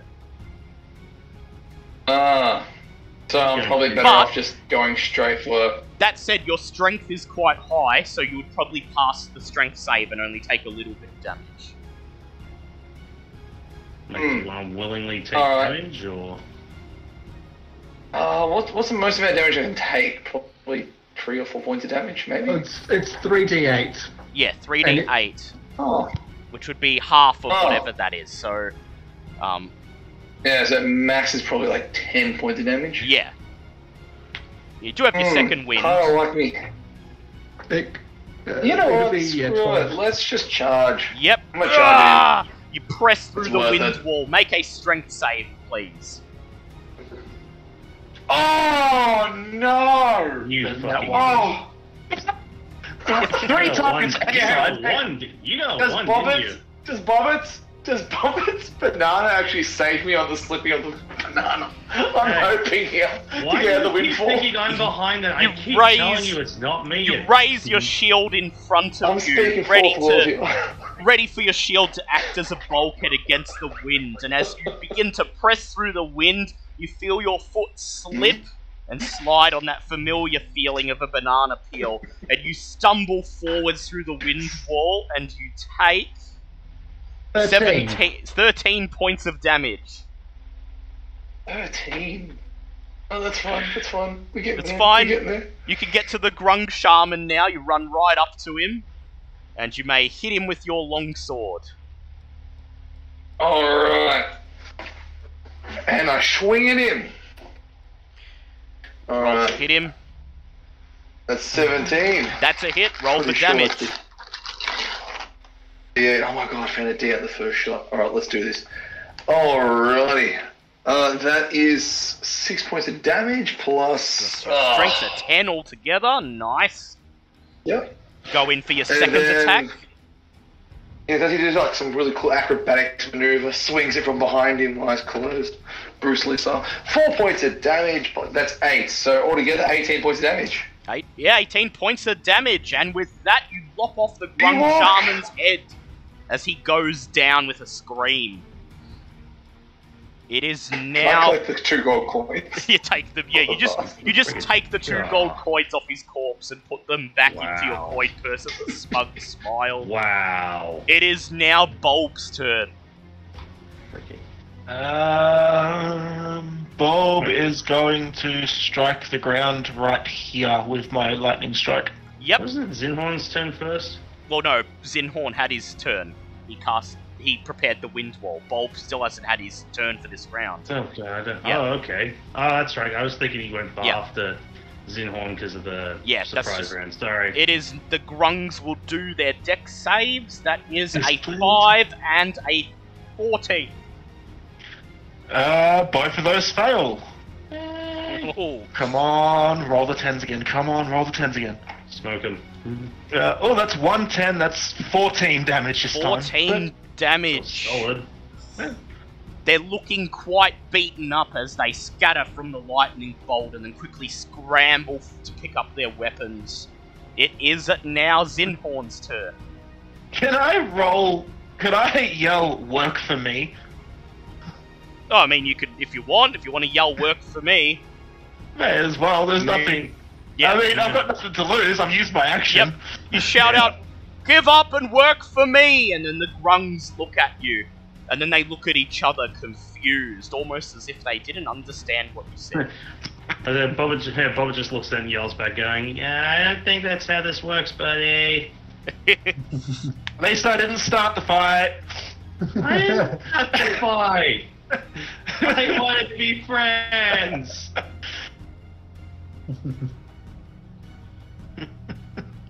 Zinhorn's turn. So can I just confirm, poison and acid are two different Yeah, types of they're damage? different things, yep. Cool. So what I'm going to do is I'm going to use Primal Savagery Yep, and discharge at Warrior 1. yep. He's going to make his save, and it is a 6. The Primal Savagery is a Oh, roll. it's just a roll to hit. Yep, go ahead, roll to hit. That is 19. That is a hit, roll for damage. What does that's one, that one, and that one. That is 11 points of damage. 11 Of points acid. of damage, and you blast Grung Warrior 1 with the acid, melting his face off. Yeah.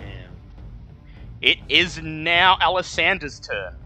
I'm Oh wait, you're still stunned. It is Grung Warrior 3 and 4's turn. Grung Warrior 3 is going to roll with advantage to hit you with his dagger since you're stunned. God damn it. That is a 21 to hit. You take 4 points of piercing damage. Make a con save. Oh, God, that's a 5. Fucking hell. That's a 5. You take 5 points of poison damage. Yeah, okay. Grung Warrior number 4 goes to hit Ava with his sword with advantage. And that is She wouldn't Oh, be wait, stunned she- anymore. Well, no, she's still stunned for the same amount of time you are. Ah, okay. Yep. Basically until that Grung's next turn, which is Yeah. at the gotcha, end of now. this. Yeah. Yeah. And she gets hit for 5 points of piercing damage. She fails her con save, so 9 points of damage altogether for Ava. She's taken 16. And now you are no longer stunned. And Hooray. it is Ava's turn. Ava lashes out with her short swords. That is a miss and a hit and a hit. And she kills Grung Warrior 3 as he falls limp on the edge of her blade, leaving only Grung Warrior 4. It is now Veska's turn. Veska fires a ray of frost, and she nat ones, hitting the grass. It is Sir Lucian's turn. Alright. Would you like to stand Where just am I? outside the wind wall and throw your hand axe at Grung Warrior 4? Do I know if there's anyone else coming from the shadowy part? You don't know. You don't know how. Okay. You can't hear anyone coming from those directions, but you're not sure. Can I throw a throwing axe towards Grung Warrior 4? Yep, go Is that ahead. Zinhorn, would you like to dispel the wind wall Yes. as a reaction from him throwing the thing? Very well. Yeah. The wind wall dissipates, And Sir Lucian hurls his hand axe. Roll to hit, Sir Lucian. That one. Nat Don't worry about that one. one. Oh Yeah, my go ahead, throw God. another one as you pick yourself up after slipping on Well, yet imagine another turns into a banana peel. thrown on his head. You grab the, you were going to hurl it and Oh no! Did you seriously that one again? Yeah. My God! you scramble to pick up the hand axe and you climb to your feet and you hurl the hand axe and it's at the last moment that you realise instead of throwing the hand axe, you left your hand axe on the floor and you've just hurled the banana peel at the monster. Can my banana deal damage? Can I still try and go for damage? with my You can still roll to hit him. Yes! Oh my God! Oh my god, that's a 19. 19. That hits him. He takes 1 point of damage as the banana peel splats on his Yeah. face. Just that comical slides down his face. You just look and go, "That wasn't an axe." It's now Bulb's turn. What a way to die. Bulb is just gonna once again hit right here. Yep, that Grung is going to make his dex save, and that is a 7. That's a fail, so that is... Toasted frog. that is 11 damage. Grung Warrior 4 screams, "Ah!" as the lightning bolt turns him into a French delicacy. With a banana dressing. Combat appears to be over. That was good, Just gonna guys. collapse because she's taking an absolute ass whipping from that fight. It's like, why? Ava just I looks thought around. Yeah, just looks at Aiden and just goes, "I thought you said they were supposed to be friendly." Ava just looks around, concern written on her face, and she says, "They are meant to be friendly. They're supposed to be cute little grungs, friends with Ava." I was But just- and she just says, "Somebody has changed their entire demeanor. Something must be wrong in the village." Yeah, something's wrong No, outside of they the have 2 village. coins. Can I check the shaman's body? You can make an investigation check.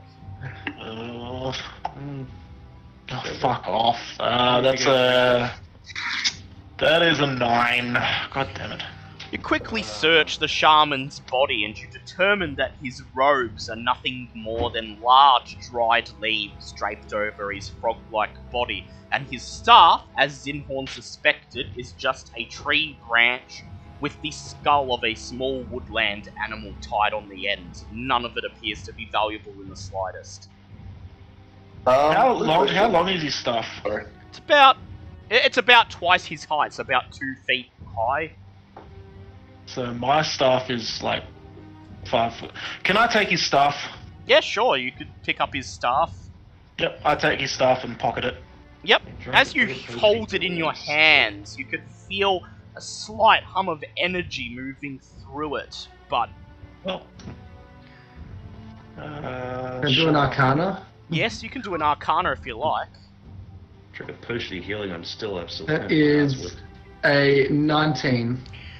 So you feel the staff placing your hand on it as Bulb takes it and puts it away, and you tell Bulb that this staff used by the Grung shaman appears to have some sort of divine blessing upon it, the source of which you're unsure of, but it grants a +1 to all spell attack and damage rolls for druid shit. spells. I was Oh, legitimately nice. just going to make like a tripod for my rifle. That says Maybe. it I was gonna say, requires... did I make a religion check to see what kind of? Yeah, go divine ahead. Make energy return? make Just make like- a religion check. Go ahead. Bob just sort of listens to all this, just dusts off herself off, and just goes, "Okay, let's have a look at this." So that's 25. Alessander, you feel a shudder run down your spine as you determine that what you thought was divine energy, as evidenced by the effigy of the Grung goddess of Nang carved into the base of the skull, is not divine energy at all, but rather magical energy that seems remarkably similar to the power that surges through Mr. Stick right now. Oh. Oh. Hmm. Oh. Okay. I was gonna say, you see Bob basically just let the stick and go, oh yeah, I can look at this, and just her face just gets whiter and whiter as he holds onto it and goes, huh.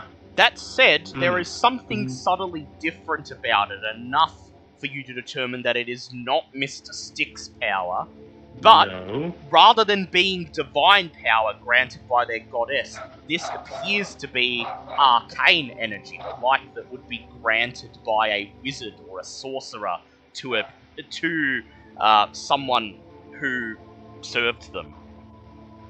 Either way, I'm still going to look at my sort of just tap on Mr. Stick and go, I don't suppose you know anything about this at all, would ya? He just grumbles and says one word. Asarak. Oh. Oh, if anything, Bob actually goes wiser from that. And okay, so remember how I said I'd be a little more open about things? And he goes, yeah, so that's powered by Akarat. Just, Accurate. you know, the guy who built the Soulmonger, the lovely thing that most gods have issues with, that whole interdimensional lich that seems hell-bent on just killing people. Travels through the multiverse, striking fear in the hearts of arcane spellcasters and. Yep. Okay. The one that even points to the stuff that, you know, Mr. Stick has issues with.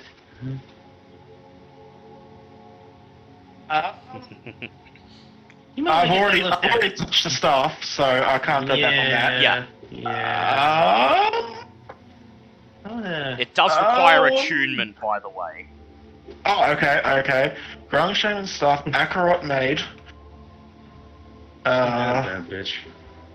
Requires. I'm sorry, it's just you seem really happy about that, and I feel bad for ruining that moment for you. No, that's fine. That's Because on fine. paper, that sounds like a great friggin' item, Jigsaw. I was excited about that as well. Yeah. It's really great if you ignore the whole, oh yeah, it's powered by, like, what's most likely going to be the big bad evil guy at the end, who's probably going to try and kill us all. Yeah, Keeping too it. true for Marty. I'm gonna keep it for a bit, Zinhorn, and see if we can't get more information on it at some point. Beside you, Okay. Ava just grips her sword in her hand and walks towards the opening of the maze, and she says, I need to know what's going on in the Grung village. Something Okay. isn't right. Well, that much is definitely obvious. Okay, then. Just... And as she says this, your two guides just shrug, and Majarov says, Aye, well, you have fun on your adventure, we'll be back setting up camp. And as they walk off, I would like Alessander to please make a perception check. Could I get advantage if Blinky helps me? Ah, yes, you can.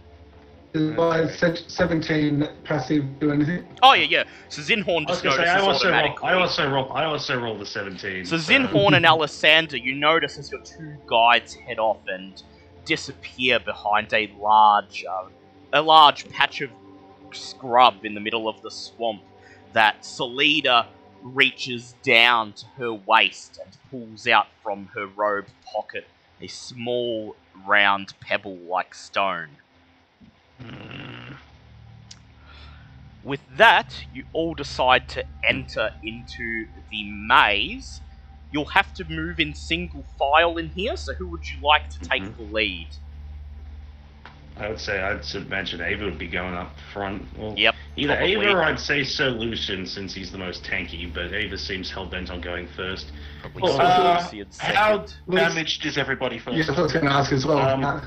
I took a potion of healing, and I'm still down about 19 health points. Ava's down 16, so Lucian's down 13. I do have 3 potions of healing as well as healing word. Yeah, I got my ass whipped in that fight. It's actually funny, Solution's down 13 points of health, and it's all from him Yeah, hurting he didn't himself. take damage from the enemies. He just 2 I nat ones in a row. I have healing word, cure wounds, and 3 potions of healing. I'm down 2 potions of healing. I do have cure wounds as well. Do we Ava have consumes a all- healing. Ava consumes a healing potion and recovers 10 HP. You We'll see how the next Yeah. encounter goes. Very well. Yeah. Whether that be good or bad. Yeah. So you move in single file with Bulb and Veska taking up the rear. And as you enter the maze, to your left and to your right, you see the thorn walls twisting and squirming as the shape of the maze rapidly changes around you. Which way would you like to travel? To the east or to the west? The entire maze does seem to eventually loop around, so it's entirely up to which way you'd like to go. Well, isn't the rule always take the right-hand turn? I thought it was always the left. It might be the left. Let's go with the left. I thought Go with I the always left. thought it was just always turn left. Yeah, Alright. always turn left. Let's go But left. again, it's been a while since I've been in a maze, so you know. I will reveal this Same. portion of the maze. Luckily, Okay. there do not appear to be any monsters or other nasties or grung lurking in this portion of the maze. And so you press through it even as it shifts around you. With the walls constantly shifting and changing, with the branches snapping and growing anew. It will require someone good at survival to maintain a bearing and move through to the next portion of the maze. So who would like to make a survival check? I do have a +7. That's better than me, so... Alright, Zinhorn, go ahead and make a survival check. That is 14. Yep. 14. The maze's passages are open to the sky and magically change configuration roughly every 60 seconds, turning passageways into dead ends and vice versa. Unfortunately, the DC was 15, so with a 14 you have failed. You do manage to find your way through the maze, but as you press forward, you end up compressed in a passageway as the walls of thorns bear down on you, and you end up having to fight your way through them. I would like each of you to please make strength saves. Oh, fuck. Aw, great! It's my second worst stat. And that's an 8. What does a 8. 0 get me? Oof. A 0, well... That was you're- a nat 1. Yeah, that Yeah. one, yep. You fail just as well as I do. Yeah. Ava My two worst stats passes, are- yeah. Veska does not pass. The 14. 14, that's a pass. Okay, so Bulb, Veska, and Bobbit, you each take Yeah. 6 points of piercing damage as the thorns tear and cut at your flesh and clothing. So Lucian and Ava each take 3 points, and Zinhorn each take 3 points of damage. Yay. Ow. And then you move on into the next portion of the maze as the thorny walls slam shut behind you. Half of mine to just set fire to this damn thing at this point. Oh, God. No. I have burning hands. I can do it. It does ignite flammable material. Don't make me. We are inside this thing. So Ava is going to make a perception check. She rolled a... Let me see, what did she roll? She rolled only a 14, unfortunately. And as Ava steps forwards, thorny vines snap out of the ground, wrapping around her ankle and constrict her for 9 points of damage. So she's Yikes. down 18. And then the vines begin to unfurl, revealing themselves not to be part of the thorny wall at all, but rather 2 assassin vines lurking in wait. Please roll for initiative. I think from now on we have a character being played by someone be first. And that was a 7 from me. A 7. 13. Yeah. 18. 18 for Sinhorn. What did everyone else get? 7. 7. 13. 13. And how about Sir Lucian? Let me roll for the assassin vines in the meantime. See, this is fine. The assassin Close vines to- got 8. Yeah. Oh yeah, they go just before me. Okay, so Ava is up first because she got a 19. Does M1 know that he actually muted himself as well? Oh, yeah, M1. Give it a minute. Yeah. He can roll his initiative when he comes back. Yeah. Or he could use his old initiative from last battle. It is Ava's turn first. She uses her bonus action to... well, she's grappled at the moment. She's going to roll an acrobatics to escape. She rolls a 15, and then she uses her bonus action to fly away, hiding here, flying above the thorny wall. Okay. Hey. What did you get on your initiative, M1? Oh, shit, sorry, I lost my microphone for Yep, that's 2 fine. minutes, sorry there.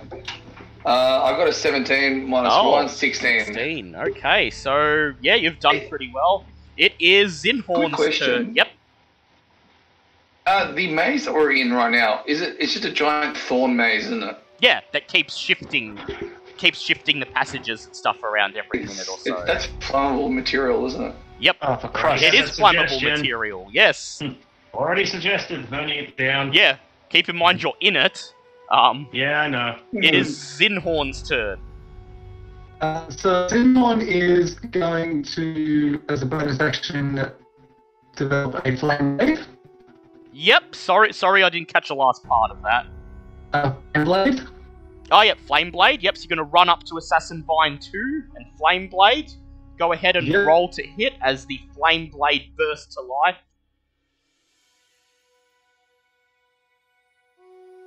It is 18. That is a hit. Roll for damage. Flame blade is 3d6. And 2. That is 8 points of damage. 8 points of damage, and it's doubled because the Assassin Vine is weak to fire, so it takes 16 points of damage. Rearing away from you, Yep. intermingling with the vines on the floor. It is now Sir Lucian's turn.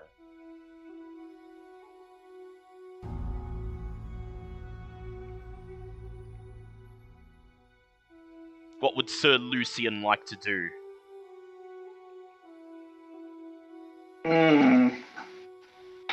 Oh, hang on, let me try and get this map working. So I'm still having massive problems. That's Okay, fair enough. I'm out of the way of Assassin Vine number 1, but I can Yep. certainly swing for 2, can't I? Yes, you can. You can move up next to Zinhorn here and attack it. Now, do they have like poison ivy or some sort of attachment if I touch it? They might. They appear. You could see large reddish thorns poking out of the vines, and they look very nasty. Oh, I'm just gonna swing it with my longsword charge blade thing. Yep. All right. Go ahead. Roll to hit. Well, that's a 4, Yep. and then second attack is a nat 20. Nat Oh, 20. Okay. So the nice. first one, you swing your sword, and the assassin vine wraps itself around the blade of your sword and wrenches it out of your hand, and then you kick it away and pull your sword back, and then swing again, lopping off one of the vines. Roll your damage. If you are using a charge, then add a 1d8 to it, and you may double the damage. Oh, that is 8 points, and then I'll expend 1 charge. Yep.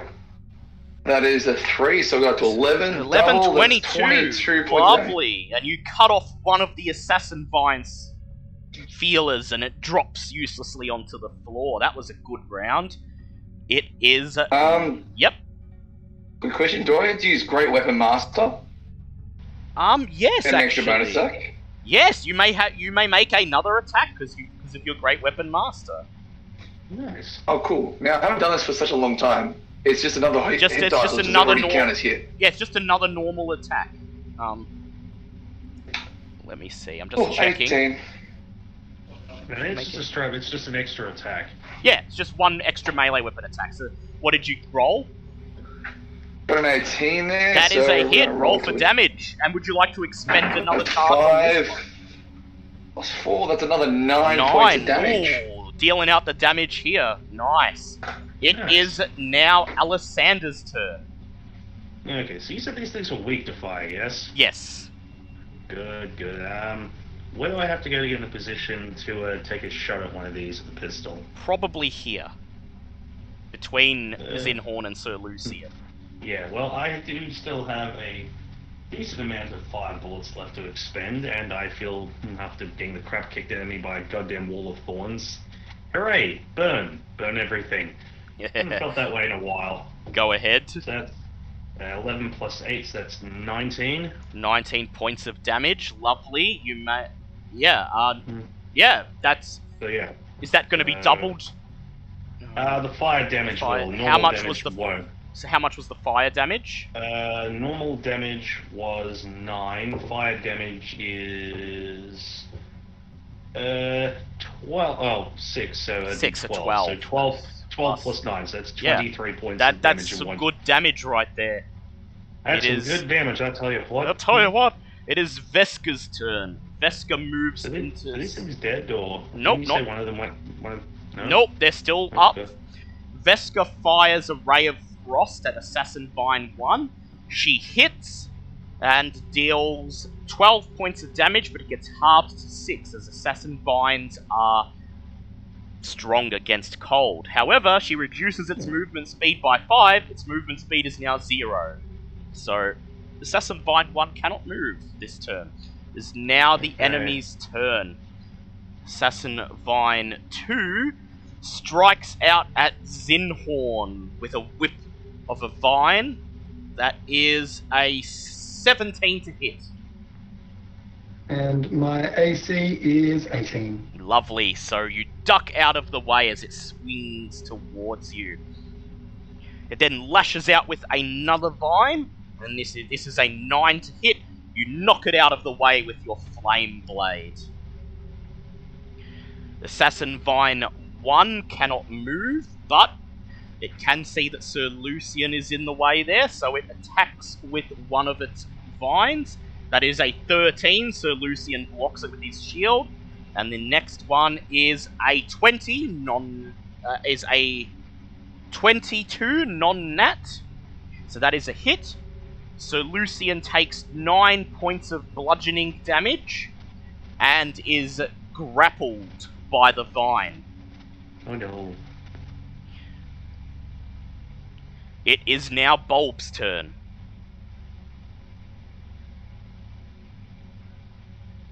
How long has it been since the fight, the other fight? About 10 minutes, maybe. Would you say that it has maybe been 9 minutes before the fight started? Yeah, sure, you can have your call lightning active. One more time. I fly up so that I get visual on the vine that is currently not connected to someone. Yep, so Vine 1. So you fly up, perch about Yep. here. Yep, and I'm going to strike, like, down here so that Yep. I hit vine and not Sir Lucian. Assassin Vine 1 makes a dex save. It rolled a 2. Yeah, that is 16 damage. Nice. The lightning strikes it, and you see pieces of its vines charred off from the electrical impact. It And is. Yep. how badly damaged does Sir Lucian look? So Lucian, he took how much damage last round? He took. 13 from the last round. Yeah, he took. Alright, it's the last fight anyway. He took. No. He took. 9 points of damage from the last attack, so he is. So he's looking fairly damaged. Yeah, he'd be down 22 points at this stage. I'm going to cast a healing word at 2nd level on him. Yep, on Sir Lucian. Yep. Oh wait, what's healing word at 2nd level? I don't cure wounds. I think you just add an extra. Yeah, it's just an extra dice. Yeah, So it's an extra d4. Extra Yep. D4. 2d4. Wow. 1 and 2. So that's 3 and 4, 7. That's 11 health for Sir Lucian. 11 health for Sir Lucian, not bad. So, Sir Lucian, you've gained 11 health. I think you're only down 2 hit points now, which is good.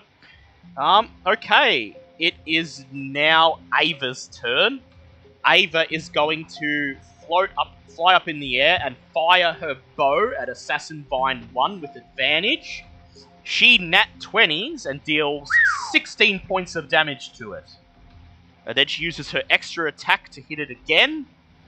She rolls 14 and hits it for 8 points of damage. And it is now Zinhorn's turn. So I still got my flame blade going. Yep. So yeah, just let's give it another roll, shall we? Yep, go ahead, roll to hit. That is 16. 16, that's a hit, roll for damage. 1, 2, 3, and that is another 8 points of damage. 8 points of damage, double So fire 16. damage. And you burn the rest of the Assassin Vine away. Good. Oh, It is now... Yep. Is anyone near me like looking really rough? Oh, maybe Alessander. I'm down about 23 hit points. I'll do as a bonus action, I'll do a level 1 healing word. Hooray. And that is 7 points of healing. 7 points I'll of take healing, that, not thank bad. you. It is now Sir Lucian's turn.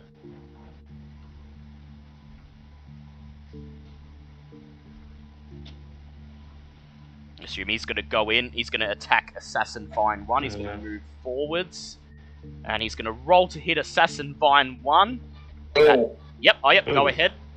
Go ahead, roll to hit, Sir Lucian. sorry about that. I had mic issues again. Ah, yes, that's okay. You know, that is a 6. Oh, 4, 10. 6. Not Yep, quite high enough. unfortunately, you cannot pierce these massive, boiling, thorny vines, but you still have your second attack, so go ahead. Oh, that is a 15, 4, 19 points of damage. Lovely, that's Just a hit. 19. Roll for damage. That's 5 plus 4, 9 Nine, points not of bad. damage. You smash some of the thorns away. It is now Veska's turn. She steps in front of Alessander and she casts Magic Missile on the Assassin Vine, hitting it for 18 points of force damage. It is now Alessander's turn. Sorry about that. Will still have a vine. I still have fire bullets. The first don't succeed. Continue burning until nothing remains. Alright, that is 23 to hit. 23 to hit, that's definitely a hit. Roll for damage.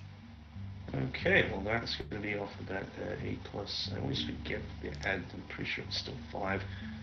Yep, so it's 13 regular, and that's going to be, oh dear lord, that was a 10, so that's going to be an extra 20 points of fire damage. Oof. And you burn away the Assassin Vine.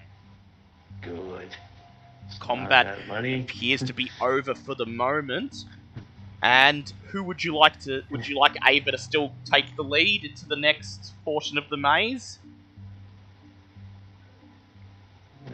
Or would you perhaps like to swap for Zinhorn with his 17? Yeah, maybe put Zinhorn up front on this one. Very well.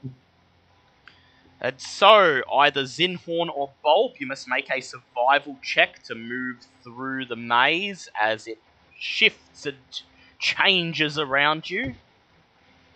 I got an 18. 18, Yeah. lovely. Zinhorn, you usher the party forwards as the thorny walls coalesce behind you and pull them into the next portion of the maze safely. We'll reveal the next portion, and there is no encounter here. Oh, thank God. Just the same though, as the walls begin to morph and change around you, either Bulb or Zinhorn will need to make a survival check to press forwards into the next portion. That makes sense. Survival. Yeah, Zinhorn, you can do it again if you want. I'm happy to share the honours. Yeah, but I don't have proficiency in it, so I'm only getting a +4. Oh, fair enough.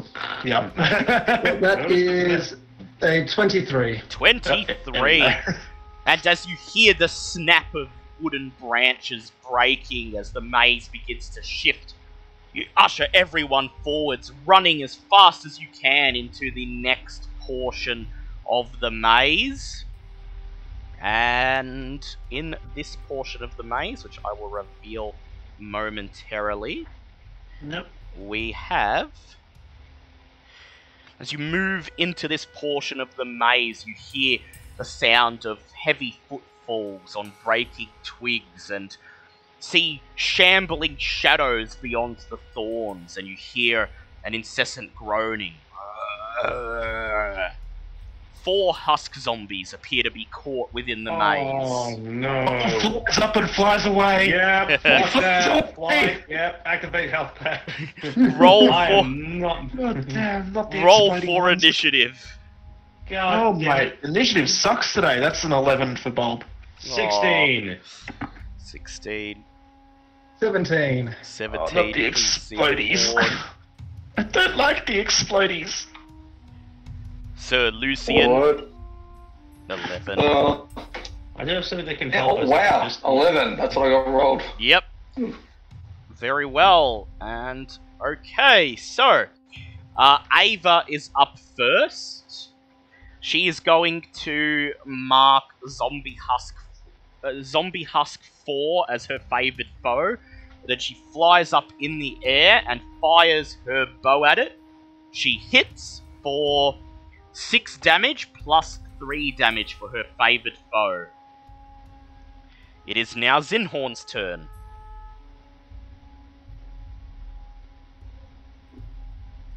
Just remember, long shots only, because these things suck. Yeah. So, I am going to just use a frostbite on 2 that I can see. Yep. So that would be 3 and 4. They will roll their saves. That is a 9 and a 12 for their saves.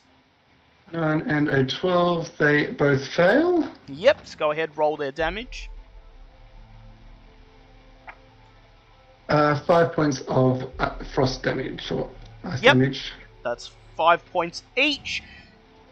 You see your cold wind buffet them as they still stumble forwards, pushing through the walls of thorns. It is the enemy's turn. Zombie So husks. before Yep. before that, so who's got range? Like Alexander's got range. Is it? Yeah, she's I got a think gun. it's everyone but Sir Lucian. No, Sir Lucian's got his hand axes. Okay, so I got, like, never-ending supply. Yep. Yeah. And I, using a bonus action, transform into eagle form and pick Alexander up, so she's out of. Sure.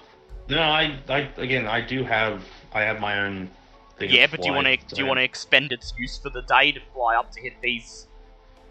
Yeah, that is true. That is true. I mean, if you want to pick me up, Because I get beast shape back on a short rest, so. Yeah. All right.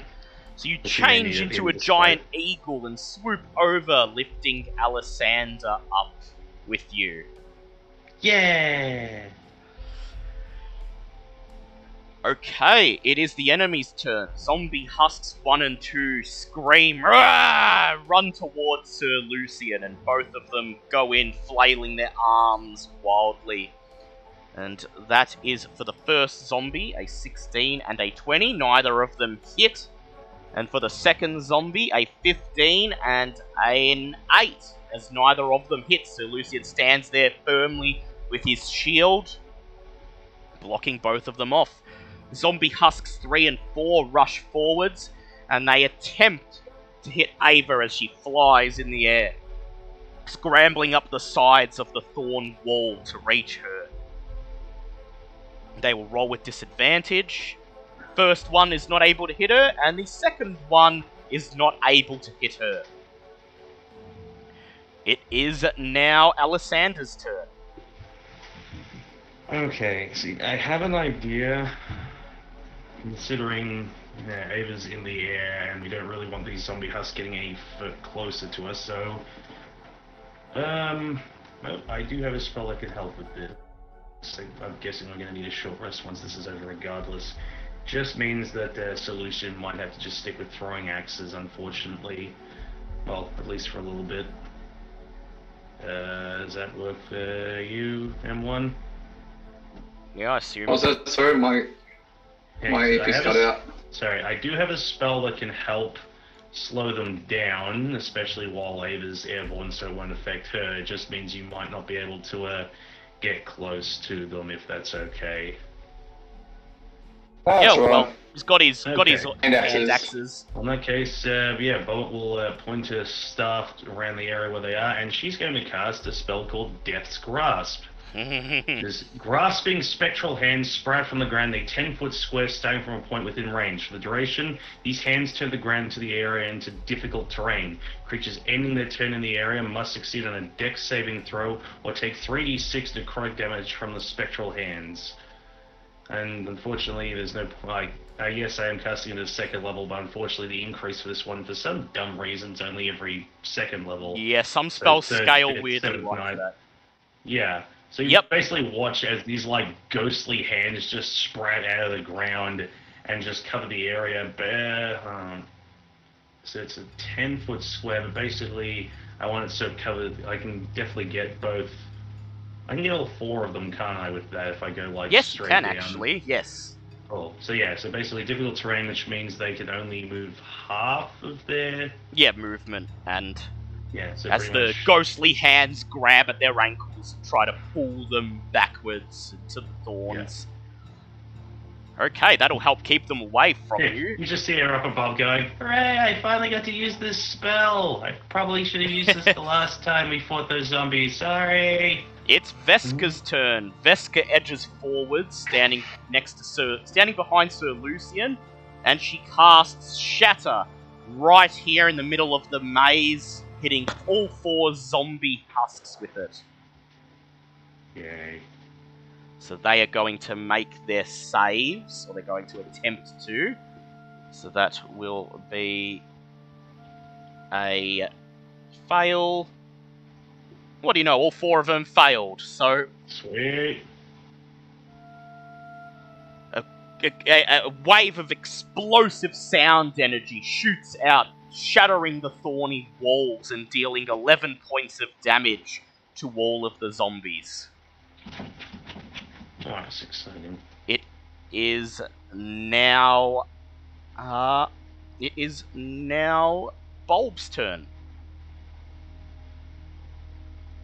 I am going to fly up and further away from these husks, Yep.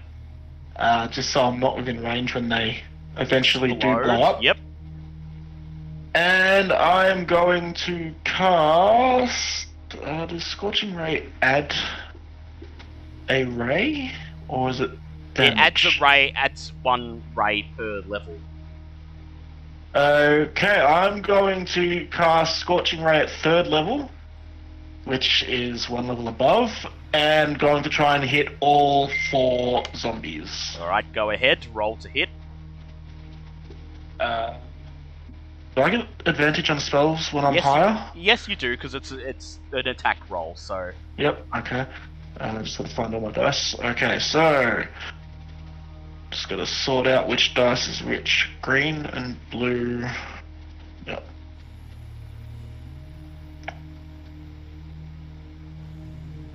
Yeah, so green and blue. That's a 16, a unnatural 20, and a 23. And the fourth one is... And then a fourth one I'm just rolling now. A natural 20. Yeah, those are all hits. Go ahead and roll your damage and double it. They are weak to fire, and because they've been trapped in the maze, they are quite dry. Burn. Yes. I'm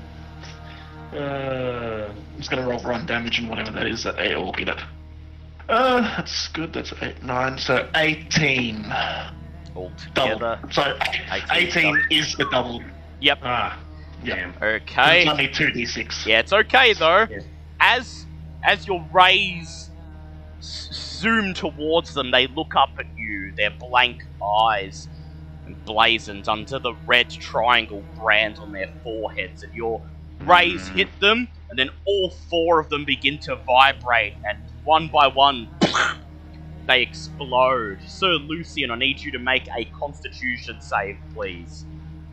Now I'm just getting all my heals ready, because it's going to be... Yes. I think it's a shot. Let's do Oh wait, so we this. can't really do that while the maze is constantly moving. Shit. Well, that's... That is 20. You're fine, Sir Lucian. You just hold your shield up in front of you as all four zombies explode into a cloud of spores, and you block your mouth with one hand while you just hold the shield in front of you and wait for the spores to dissipate. You are fine. Lovely. Just chilling in the skies with an eagle. Yeah. Well, Eagle buddy. Zinhorn Eaglehorn flies back down into the maze, bringing Alessander with him. And Eaglehorn, I'd like you to make a survival check to find your way into the next portion of the maze as it shifts around you. So do I just do my normal, since I'm still eagle form, or? Well, since you're eagle form, yeah, well, it'll be normal, because when you're transformed, you actually, no, when you're wild shaped. Yeah, Oh no, it's okay. different to polymorph. No, when you're polymorphed, you take the mental statistics. When you're wild shaped, you don't take the mental statistics. So you Cool. do it normally. Cool.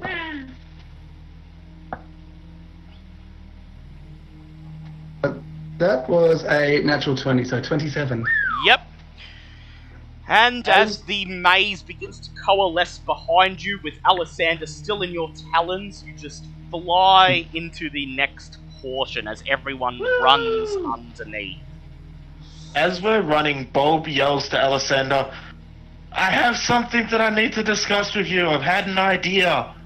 I love ideas.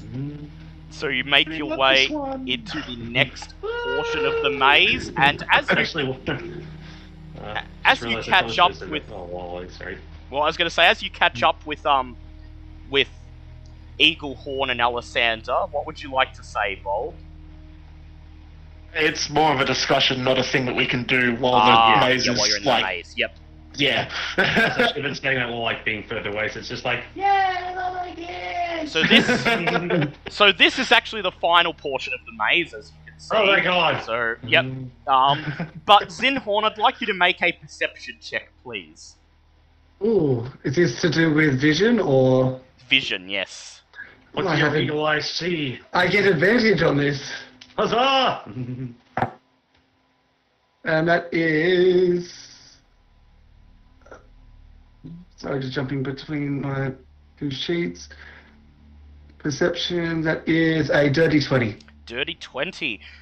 You notice that amongst the overgrowth beneath your feet, there are several thorny vines that are beginning to shake with anticipation as you approach, and you point out 2 assassin vines hidden in the undergrowth. Please roll for initiative. They don't know we're there yet, so this count as Yeah, surprise round. it does count as a surprise round. Ooh, 21! Woo! 22! Oh, yay! 26. I really want to use burning hands. It would be so easy, but I can't. We both know the first second that happens is going to be a case of, yeah, unfortunately the entire maze is now on fire. Good luck with that shit. How many birds do we have? I do have a dragon. Yeah, we've got enough air support. Okay, so Zinhorn, you are up first. It is a surprise round. Right. So, jumping back to Eagle's page. I had too many documents. Well, going to make... Yeah, let's go for a multi-attack. Yeah, on Assassin Vine 1. Yep. So the first one is a... what's that? That's a 16 to hit. 16 to hit. That is a hit. Roll for damage. And that is 5 points of piercing damage. Lovely. And then with the talons, it is a 13 to hit. That is a hit. Roll for damage. Ooh, thanks. And that's a 2d6 is 12 points of damage. Lovely. Eagle Horn tearing away at that undergrowth, hoping you'll find insects within. It is now Alisander's turn. I know you have the temptation. I know! Reminder you, I am still carrying you. Yeah, I know, but we still have to get everyone else out, and it's gonna be a bother. Plus, we don't know what's in the middle. I should probably. I was meaning, don't burn me. Oh, yeah, no, that is also. I've been burnt like this before. Yeah, I mean, you got a point there. Oh, fine. I guess I can keep using fire bullets, I guess. I still have the gunpowder to make more if need be. Alrighty then. Fiery bullets it is. Oh, this is going to be fun. That's a nat 20. Oh, nice. We're going to double all my dice now. Yeah, go ahead and roll and double it all. Well, if you're using a fire bullet, double the fire damage first, then double that. Sweet. So, It's OP time. So look at this straight. You want me to roll normal, add the doubled up fire damage, and then double the whole thing? Yes, because it's taking double because it's weak to fire, and then it's taking double again because it's crit. Oh, well, if you insist.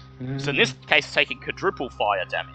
This is ridiculous, and I'm going to love it.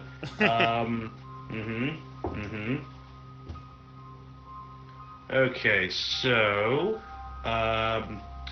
14 points of fire damage. That's obviously after it's been doubled. I rolled a 5, so 10. So 10 plus 14, 24. So you're saying it essentially takes 48 points of damage from one bullet. It does. Dear God! And with that, it burns and shrivels away. That almost seems like a waste of a nat 20. I know, but I don't care. Well, it's great. They've got like 50 HP. They've got like 50 HP, so... Okay, no, fair You enough. just happen to finish it off with that. You just see this tiny little bullet going, oh yeah, this doesn't seem like a big deal, and just a friggin' like anime style, just massive engulfing flames. Like, must have left some extra black powder on that one. That's fine. It is now Bulb's turn. Well, I feel mighty inadequate now that I need to follow that up. Sorry. I was going to make a joke. Gee whiz, I'd hate to see who follows up after that one, but now I just feel bad. The problem is I don't want to use any more second or third level spells. I don't have any. Can I put a produce flame on the bullet that I shoot from my gun? Yes, you can. Ooh. Okay, I'm just going to shoot my gun with a produce flame on as the a bonus magic action. bullet that comes flying out. Yep. So go ahead. So I fly up so that I get view on it. Do I get... I perch on top of the hedges, actually. Up on here, yep. And then is that high enough to get advantage? Yeah, that's high enough to... that is? That's high enough to get advantage. I'm not asking for it, I'm just trying to clarify. Because these assassin vines are on the floor. So So I fly up so that I get view on it. Do I get... I perch on top of the hedges, actually. Is that high enough to get advantage on my... that's high enough to get advantage. I'm just trying to clarify. Because these assassin vines are on the floor. So that is 14. 14. That is a hit. Roll for damage. Oh, okay, cool. So so fire damage is 1d8. Yep, so instead of doing your weapons damage, you are doing produce flames damage. So just produce flames. Yep, Okay, yep. yep. Okay, that's fine. And you may double it. Yep. So that's 12 damage. 12 damage, nice. You fire Actually, flaming. Yep. would that be 14 because I get the +1 to fire Yes. damage rolls? Yes. Yeah, it would So yeah, be. 14. 14. Burn away some of the thorns as it thrashes out silently. It is Veska's turn as she strikes it with her short sword, nat 20ing and hitting it for 12 points of damage. It is Sir Lucian's turn. Huzzah! I will be right back. Sorry. Is it possible for me to really do anything like squeeze past everyone and run up to the assassin vine too? Yeah, you can do that if you want. Squeeze past everyone. And end up in front I of want to it. hit him! I want to hit him! Me, my turn. Exactly. Roll to hit. That is a pass with 19. 19, that's a hit. Roll for Long- damage. Damage. Oh, that's 1, so 5 points of damage. Well, I still got there. your other attack, Doing it thankfully. again. Yeah, what's its AC? 13. AC or DC I'm using? Yeah. It's AC. Oh. I give him 1 point of damage. Me. I lop off a little bit of its horn with Yeah. 1 You- point. Yeah. Oh, no. Cut off a couple That's leaves, 5 and points. that's it. Yeah, 5 points. But, okay, it is now Zinhorn's turn again. Ooh. So Xenon just going to go over the top Yep. of the maze and just go searching for more bugs around the thorns. Go ahead. That is a dirty 20. That's a hit. Roll for damage. And the first, that is 8 points of damage Nice. for the beat of piercing for the beak. And that is 12. 12 for... Yeah, that's to roll to hit or damage. To hit. Unfortunately, you can't quite pierce it with your beak, as soon as your beak touches it, you feel one of the vines begin to wrap around your beak, and you have to quickly extract yourself. It is now Still 8 points of damage. Assassin Vine 2's turn. It squeezes past Sir Lucian, getting an attack of opportunity from Sir Lucian. Roll to hit it. Okay. 13, yeah, that's a pass. Yep. Roll damage. 7 points of damage. 7 points of damage, not bad. And then it begins to whip out its vines, attempting to hit Bulb, who shot it from the top of the thorn hedge. Okay. Yep. First attack is a rolling with disadvantage is a 13, That misses. and then the second one is a 17, rolling with disadvantage. That one hits. You take 13 points of bludgeoning damage, and you are grappled, restrained by the vines, and pulled down into the maze. Did you say 13? Yes, 13 points of Okay. Yep. damage. Yep. Cool. It is now Alisander's turn.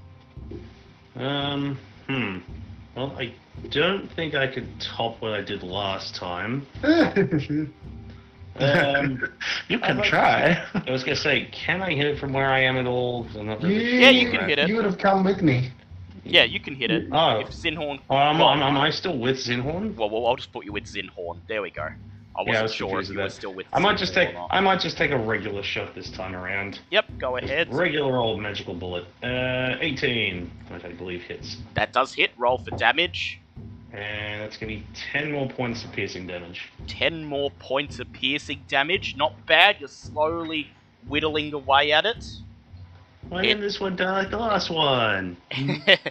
It is now Bulb's turn, and Bulb, at the start of your turn, as you were still restrained, you take 9 points of poison damage.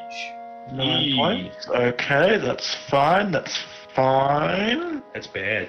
That's yeah. I'm putting on a brave face right here. Right, how damaged is this assassin's wand? It's looking quite beaten up at this point. It's just barely managing to hold itself around you and restrain you. Okay. And I'm restrained. What does restrained do again? Sorry, just means you cannot move. Yep. Your speed becomes 0. Yep. Attack rolls against you have advantage, and your attack Yep. rolls have disadvantage. Okay. However, you can attempt to break free. Can I cast Produce Flame and just put it on my cloak? Yeah, you can. Would you like to do that? Because Produce Flame doesn't harm anything that I'm wearing. So I would just like to set myself on fire, basically. Yeah. Okay, so you squeeze. Flame on! You squeeze your hands and contort your fingers into the motion to produce flame and touch the front of your cloak, and you feel the flames surge across your clothing. Roll the damage of your produced flame and double it, please. Oh, that was an 8, so that's 16, and then I didn't use my staff, so I don't get the +1, so yeah, just 16. 16. The assassin vine burns away, but you also take 8 damage as the flames char your clothing. Well, the wording of the spell is that the flames won't damage anything that I'm wearing. I know, but they haven't damaged your clothing, but I'm assuming because you were trapped, that you didn't quite cast it as precisely as you wanted, and so you may have scorched some of your skin. Okay. Yep. And all you can hear as this is happening is a voice on the other side of the hedge going, "What did I tell you about hurting yourself? You said to be more careful." Now, you're in the final portion of the maze. I need Zinhorn to make a survival check. That is a 21. A 21, as Zinhorn flies ahead of everyone else, guiding you through what's left of the maze, and you burst out through an opening in the thorn wall into the Grung village proper, just as the thorns coalesce and consume the opening. Why do all my friends insist on hurting themselves? Why? Here is the Grung village. Ooh. Hooray! Through an opening in the maze wall, you see a small lake surrounded by reed huts, ferns, and lily pads. Rising up from a flat island in the middle of the lake is a 40-foot tall shrine made of painted mud bricks, shaped in the likeness of a giant frog. Stairs climb from the lake shore to an open doorway carved into the frog's fat belly. The village itself is populated by many Grung, most of them green Grungs, though you see a couple of red and purple Grungs mixed in. A couple of them notice you stumbling out of the maze, but pay little attention. The majority of them aren't even armed with weapons, and they continue to go about their business. Ava looks around and she says, "The village is how I remember it, except that shrine in the middle of the island, that wasn't there last time. It must have been built recently." She says, "Looks like it's got some sort of religious function, but the Grung used to be happy having their priest perform religious ceremonies over there," and she points to a bark hut that's slightly larger than the others on the easternmost side of the village. Well, I could always try a religion check to see if I could check anything. If you like. Just sort of half-tired because, been beaten up for the Yep. last however long. And yeah, I will roll a religion check to see if I can discern anything at this particular shrine, and that is a 25. A 25. The shrine, based on its form as a gigantic frog person, appears to be a shrine to Nang Nang, the god of the Grung. Ostensibly the same god that is granting powers to the shaman, even though you know this isn't the case. Yeah, that's why I was checking, because, well, yes, it's a shrine to their particular god. I'm calling sus after the fact that the guy was wielding a staff powered by friggin' Acheronite. You inform Ava of what you found, and she says, yes, they do worship Nang Nang, but grandiose displays like this is not their way. Their worship is usually much more humble. She just looks around and says, things have changed since last time I was here. And as you just stare around, a throng of Grung move past you, and one of the Grungs in the group looks in your direction, and his eyes grow wide with recognition as he seems to recognize Ava. And then as she looks back at him, he quickly looks away, and urges the rest of the throng on with his hands, and they quickly shuffle away back into the village. Almost as if they're avoiding you. That doesn't seem ominous at all. What would you like to do? I mean, we could always check out the old shrine to see if there's anything there. Yep. Bulb Maybe the or best idea? Zinhorn, would you guys like to fly up in the air and just see if you can get a look at the village in general? Yes, please. Okay, Bulb, please make a perception check with advantage.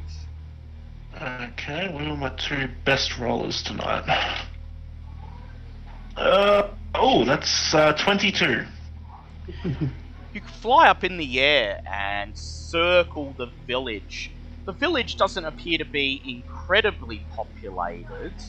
There seems to be maybe at a maximum 50 or 60 grungs here. All of them currently milling about, going about their daily business. Foraging for food on the edges of the water, fishing for swamp fish, or simply talking or bartering outside their huts. There are a couple of things strange that you notice. First of all, to the north of the village, just under the shadow of the thorny maze, is a large iron cage. And inside it, you can see a grung with orange skin wearing the garb of a priest. He's orange. I must save him. As you fly over, he seems to vaguely notice you as he looks up and follows you with his gaze, hobbling to the edge of the cage with a gnarled walking stick to keep you in his view. Second of all, on the eastern side of the village, you see a disturbance in the water, splashing with waves, and you swoop down to get a closer look and notice a single giant crocodile currently being attended to by two green-skinned Grung warriors who are floating in the water next to it, hurling large fish towards the crocodile, feeding it.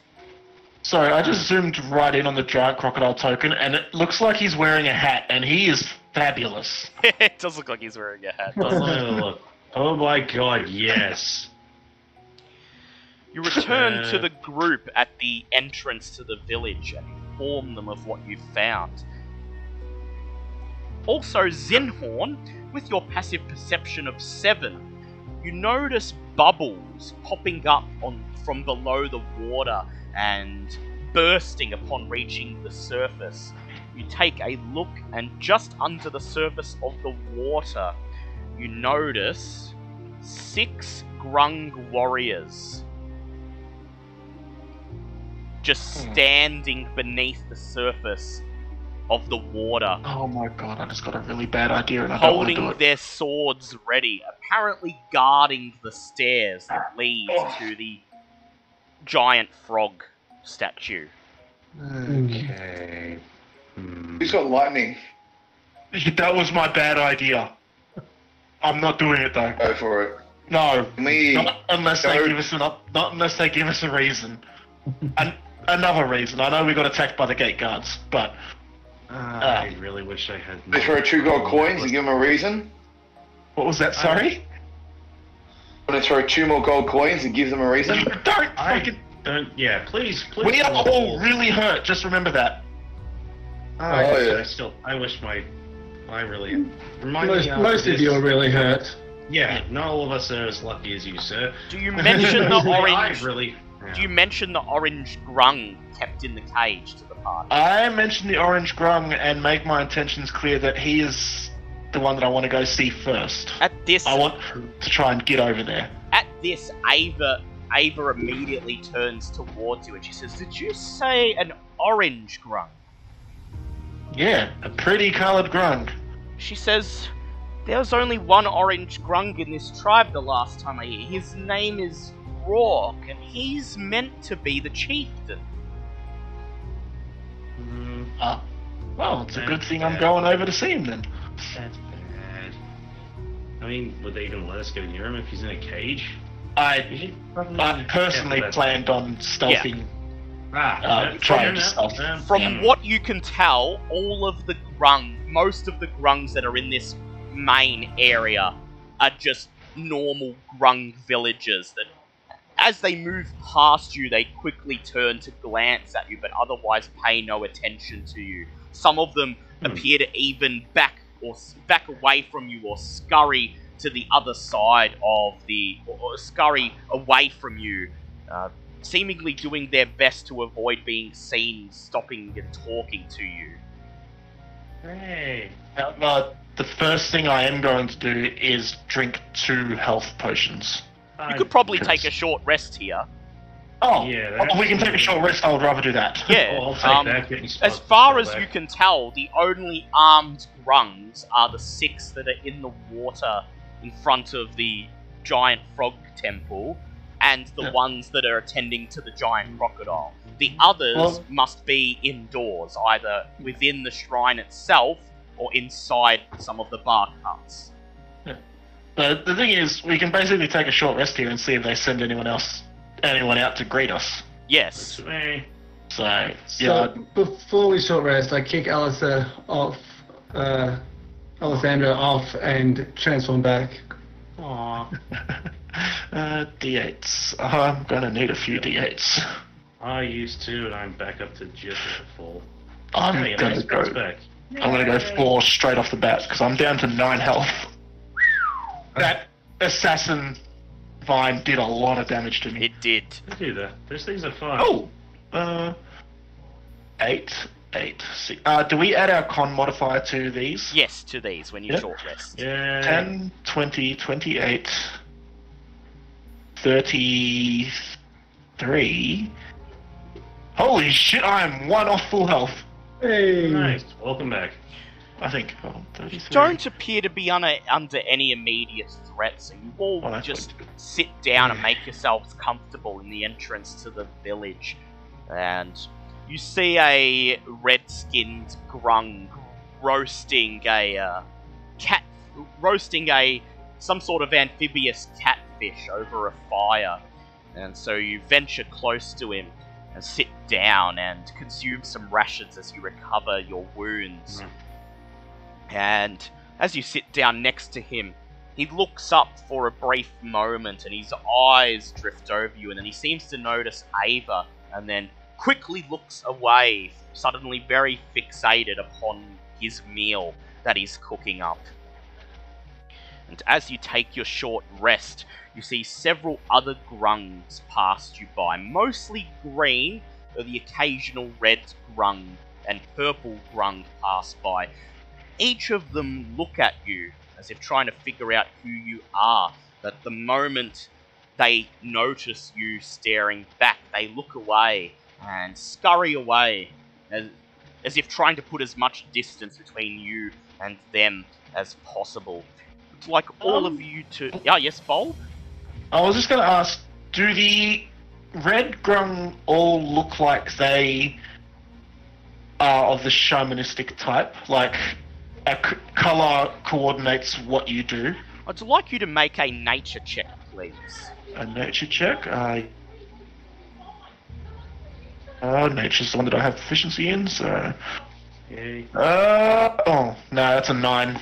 A 9. Unfortunately. There does appear to be some correlation between their skin colour and their role. You notice that most of the green Grungs, who are not warriors, appear to be workers of some kind, either tending to crops, fishing, or bartering goods with other Grungs. There are fewer red Grungs that you could see, but the ones that you do manage to get a good look at appear to be wearing the dried leaves that serve as priestly robes among the Grung. Yep. Yeah, I was wondering what the purple Grung do. That's what I was trying to work out, but... You also notice that of the very few purple Grungs you could see, they appear to be supervising the green Grungs in their work, just standing by in the background and watching them as they fish or tend to crops. Yeah, so they're kind of like the overseers, I can surmise. Yes. Yeah. And then I would also like to have a quick chat with Alessander during the short rest. Yep. So while we were fighting those husks, Alessander, I came to a realization that may or may not be useful.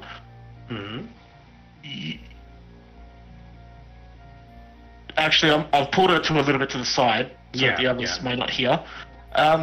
You said that Mr. Stick was the one that created... Yes? As far as I know, yes. Well, you have a direct connection to Mr. Stick. Would you potentially be able to influence anything that has the mark? As if to answer your question, Mr. Stick says to Alessander in her mind, if I had my power restored, but, thanks to the events of Mesro, events which to this day I have no recollection of, my power has waned, and everything with my mark remains outside of my control. The only question is, are they under anybody's control at all, or simply acting of their own devices? A quick question. When Mr. Stick, or whatever the hell we're calling him now, talks to me, is there like any visible signs, or is it just me just staring off into space? Yeah, it's just a voice that just echoes in your head. I was calling him Mr. Stick because I don't know if you've told the rest of the party what you told me. No, I have not. I will at some point, but, I meant to explain why I chose you first. Short answer is, outside of character, you're basically like the first real friend she made after coming here. So, there's some trust there. Plus, she still was mad at you for the whole constantly trying to kill. Suit of armor. Yes, that's kind of an issue. But moving along from that, yeah, she sort of just sighs a little bit, looks and goes, it seems that I'm not the only one who lost some power and memories in the last... Whatever happened in Mesro, he's just as unaware as I am, and doesn't seem to have any real control over these things. Well, that's a shame. I was kind of hoping you'd have some control over those exploding assholes. Yeah, I'm not a fan either, but she sort of looks very nervous again. He said maybe if he was restored to full power, maybe, but jury's still out on whether that's a good idea or not yet. Fair enough. Well, it was just an idea that I had while on the run. No, I liked it. I definitely don't like playing with these things. They're not fun. I'm still kind of sad that the frog guys seem to not want to be our friends either. Yes, well... As you say hopefully... this, I would like everyone to roll perception. Crap. Did I just accidentally doom us? 13. No, I think Dale was saying that when I interrupted. Yeah, I Ah. was. 23. On a natural 20. 13. 20. As Alessander finishes talking, Bulb, and you're about to respond, you suddenly hear coming from a fair distance away some sort of disturbance, a raucous noise. What appears to be a crowd of voices, all a throng of grungs of all different colours are gathered outside of a bark hut to the west of you, and they appear to be shouting about something. You see a purple grung step forwards out of the hut, accompanied by 4 grung warriors, and he raises his hands and shouts something. The throng grows quiet A until... question, how long... Yep. Sorry to interrupt. How long has it been since we got here into this village? Say maybe about an hour. Crap, I'm gonna have to... Could I have done the ritual for comprehend languages again while we were... While you having were a short resting, rest? unfortunately Yeah. not while you're resting. Dang, never mind. The grung appear to be silent for a moment, and then the purple grung steps forwards, and he points to someone in the crowd and says, The grung warriors step forwards, and they force this green-skinned grung out of the crowd, and one of the grung warriors presses its blade against this poor grung's throat. The purple grung leans in, and he shouts again. You hear murmurs run through the assembled crowd, and then someone in the crowd points in your direction. Oh no. The purple grung shouts, as his grung warrior slits the prisoner's throat, and Oh. they begin making their way in your direction. They're still quite a bit of ways away, though. Olb would like to see if there's any distinguishing features about that purple grung. Like, to distinguish it from other purple grung. You may make a perception check. That's a 19. You notice that the purple grung appears to wear around his neck some sort of bone talisman. The other purple grung that you could see around, the ones that are supervising the workers and the couple that are assembled in that crowd to the west, appear to also wear necklaces. However, their talismans are not made of bone, but rather of hollowed out wood. So this guy might be the boss of the bosses. Okay. Either that, or as Ava leans forwards and squints and she says, maybe a different tribe? It's entirely Possible. possible. I mean, do you recall ever hearing of any purple grungs in this village before? She says there's always been purple grungs. They're the overseer caste, the supervisors for the green grungs. But I don't recall them being this many, and I don't recall any of them ever being in charge of guards or anything like that. Well, I'm not going to be able to understand what this... Rourke was a peaceful leader from what I can remember. He didn't conquer the surrounding lands. They grew what they could, and what they couldn't get, they would trade with my tribe in Mesro.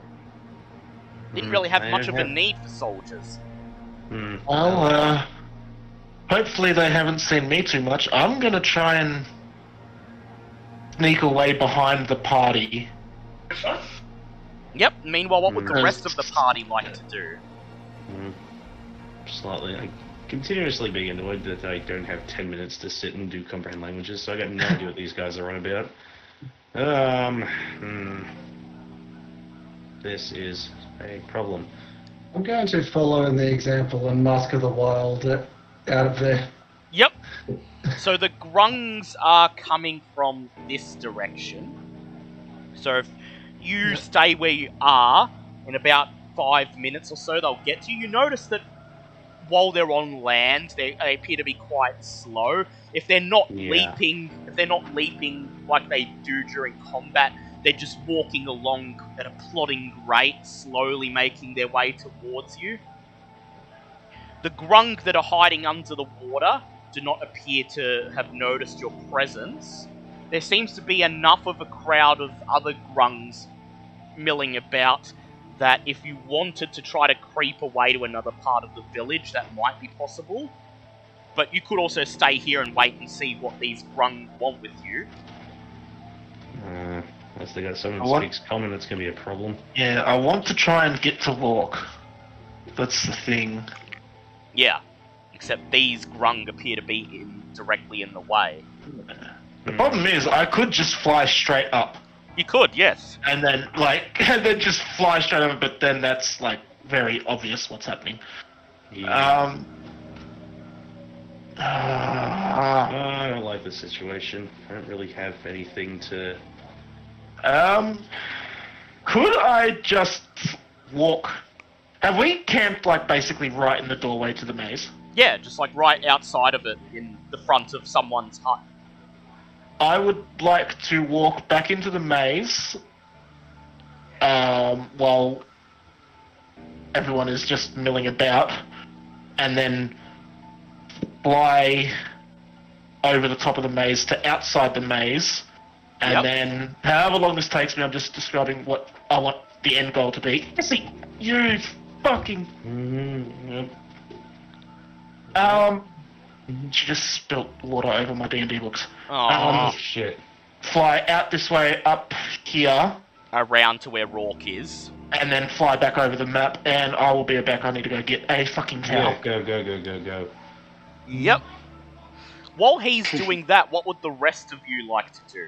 I know Zinhorn's Mask of the Wild just vanished into a nearby patch of grass and is hiding there. So are they coming to attack us now?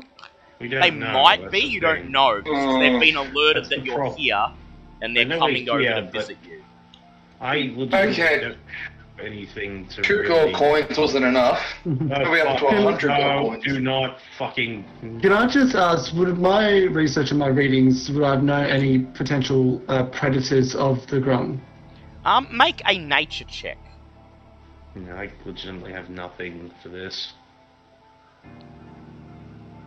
That is a 13 plus nature is 0, so 13 plus 0 is 13. You've read that, for the most part, due to being a sentient species, the Grung have mastered their habitat. However, they do, from time to time, have trouble with their natural enemies, giant bird folk, and amongst them, the terror folk. Ah, man, should brought a couple of those with us. Has anyone minor illusion? No. I don't think Negative. anyone has it. But cast on an Ava and make it look like 10 times the size that she is. I don't think that's Yeah. how that works. Sure.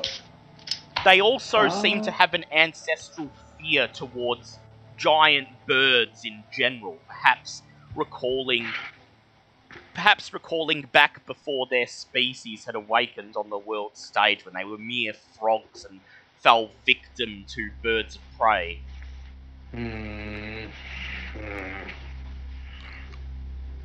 So, even if I started trying to do the ritual for comprehend languages, I'm still going to be like 5 minutes out by the time I get here, so it's not going to help at all.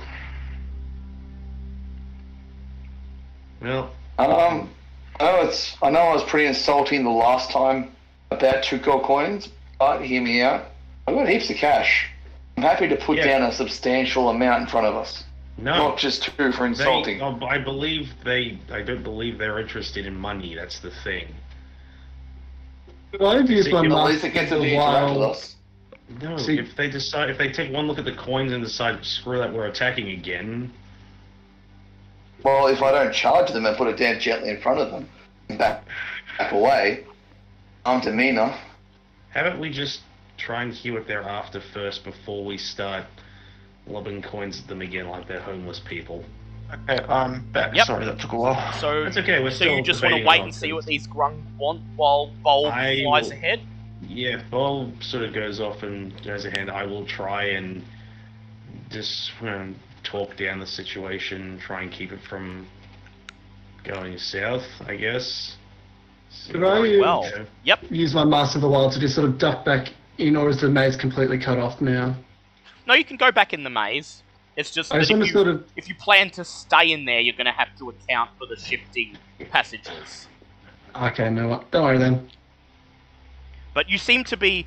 You've got your Mask of the Wild and you've ducked into a bush, so you seem to be relatively hidden there.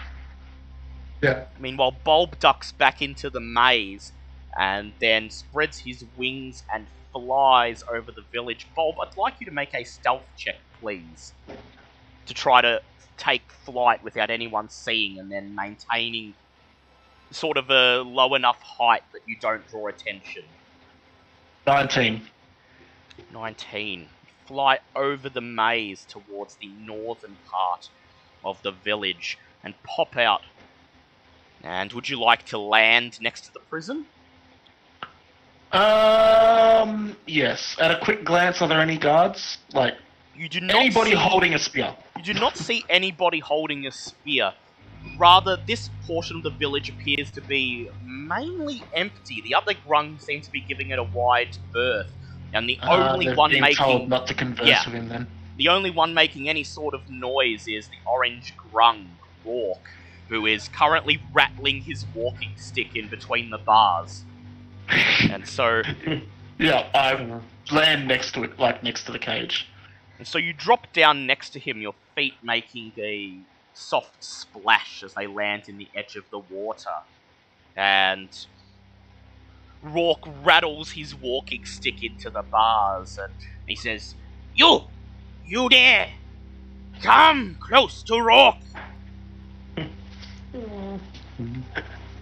Yep, I walk closer to him. He waits till you get close enough and then he pokes out with his walking stick, jabbing you in the chest with the end of it. And he says, Now! You friend of Rourke or you friend of King Grung? Well, we've been attacked by, his people. Well, I'm assuming his people, Yeah, so, they were. friend of Rourke. He nods, he says, Ah! Then friend of Dungrunglung tribe. Yes. He taps you again with the edge of his stick and he says, Now you, my knight, you do what I say, you, my elite warrior, understand? Did you just get knighted by a fucking frog? I think I did. I kneel and go, sure. He says, You help Rourke, and Nang Nang be happy, Goddess Nang Nang reward you. He then looks over his shoulder towards the temple out in the middle of the lake, and his orange lips curl up in contempt. He says, Not big showy things like that. Zoog tribe not know how to worship. Yes, it is a bit ostentatious. He looks at you, he says, You look like bird folk. He jabs you again with the walking stick. He says, You like the tribe from Mesro, the wise owl. You look like him. Well, I personally am not from that tribe. We did bring Ava. One from that tribe. His eyes grow wide. He says, Ava, the trader of shiny things? Yes. She has many shiny things, so I assume yes. He says, we sent out scouts to get to Mesro to call for help, but they did not come back.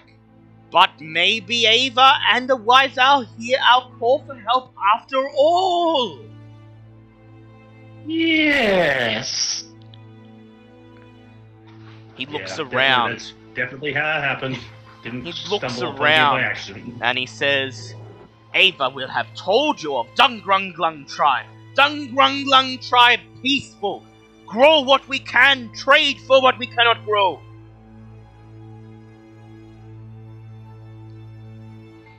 Yes. But then Zoog tribe appear, led by King Grok, come out of the jungle, always been jealous of our swamp, always coveted our crops and our fish. King Grok come, and he come with his soldiers, and he conquer Dungrunglung. With this, he jabs you very hard with his walking stick. He says, rest of Grung cannot fight back. Rourke is orange Grung, but King Grok is gold Grung. What does gold grung mean?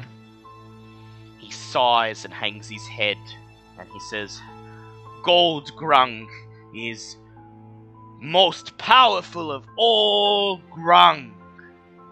More powerful than purple Grung, more powerful than red Grung, more powerful even than orange Grung. Born to be leader. And so, even though members of Dungrunglung tribe are oppressed under members of Zoog tribe, they cannot fight back against King Grok. I try to rile them up, but King Grok find out, and because I am only orange Grung, he lock me up. Not kill me for some strange reason, but lock me up and tell me here I remain until Rourke's priestly knowledge is required. If we are to help you get this village back from, what was his name? King Grok. King Grok. What can you tell me of King Grok? Is he more of a hit things or more of a spellcaster? Ah, what you think, he says as he jabs you with the walking stick through the bars. And then he says, he like to hit things, but he have his own priests. Cast magic given by Nang Nang, or so they say. Given by this stick, and I hold out the shaman stick. His eyes grow wide. He says, yes! They say it give magic from Nang Nang, but Rourke was priest of Dungrunglung tribe, leader and high priest of Dungrunglung tribe, and he never have to use stick for Nang Nang magic. He simply wish that it is there. Okay. So what exactly would you like us to do? How would you like us to go about this? He thinks for a moment and uses his walking stick and hobbles around the cage as if pacing back and forth. And he says,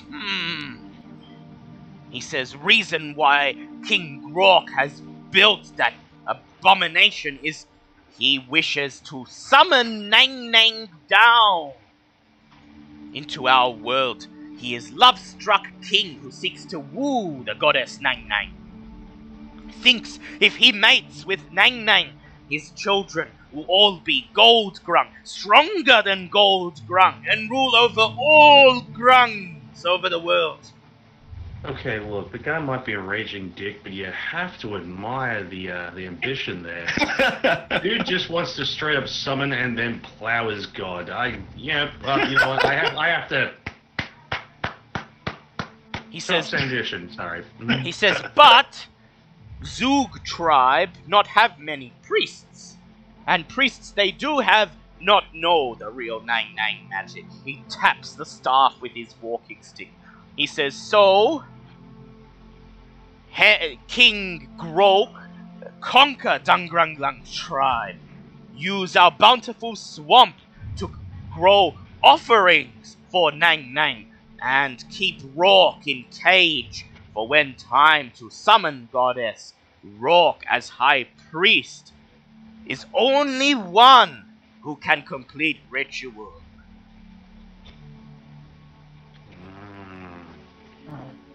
He says, here's how I see it. 2 options you have. He jams his walking stick on the bottom of the cage twice with a loud clang. I'll You be right back. I'm really sorry. Phone call. you be strong, so you defeat King Grog, destroy Gold Grung, and with no Gold Grung, Rock, Orange Grung be highest. All Grungs, Dungrunglung and Zug tribe, have no choice but to do what Orange Grung say, and Rock say, all Grungs be peaceful, not conquer anything anymore. He smashes his walking stick against the bars on the cage. Second, he says, holding up his front paw, holding out two webbed fingers. Rourke say that members of Arakocra tribe arrive to help Rourke with ritual. Seek audience with King Grog and pretend to do ritual. Throw Grog off guard. Make him think ritual completed. Think he have way with Nang Nang. So then he has accomplished his goal, and he lead Zug tribe away from Dungrunglung land. I wish there was someone else here to... Wait. No, wait, we can't really do that because he's off by himself. It'd be nice if he was relaying this information somehow. I have a sending stone. Oh, Yep. Jolly good. So he's told you basically have two options. The first is to head into that shrine and deal with King Grok yourself, either talking him down or besting him in combat.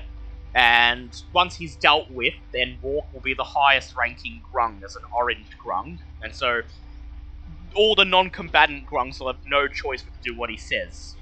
So that'll solve the problem. Or he could pass you people off as his guests who are helping him with the ritual and essentially trick King Grok into thinking the ritual either didn't work or did exactly what he wanted it to, so that he leaves this land peacefully. Or maybe just throws him off guard so that you can attack him, more safely. What is your idea, Bulb? Bulb's idea is we go partly the second idea. We get audience inside the temple without having to fight every single Grung outside. And then we have Bobbit convince King Doucheface that only he should be present for the ritual to be completed. And then we gangbang him. In the violent, deadly sense. Do you explain this to Rourke? That way he doesn't have his priests. However, that is assuming that the priests don't have knowledge of any ritual and don't convince him that they need to be there as well. So... Do you tell this to Rourke? No, I mean, technically his priests, as he don't really have any information on this sort of thing, so they wouldn't know. Yeah, they don't actually know the specifics of the ritual. That's why Rourke is locked up in a cage and hasn't been killed. Yeah, so if Rourke says that this is how it works, they don't really have much choice but to go, oh, okay, I guess that's how this works.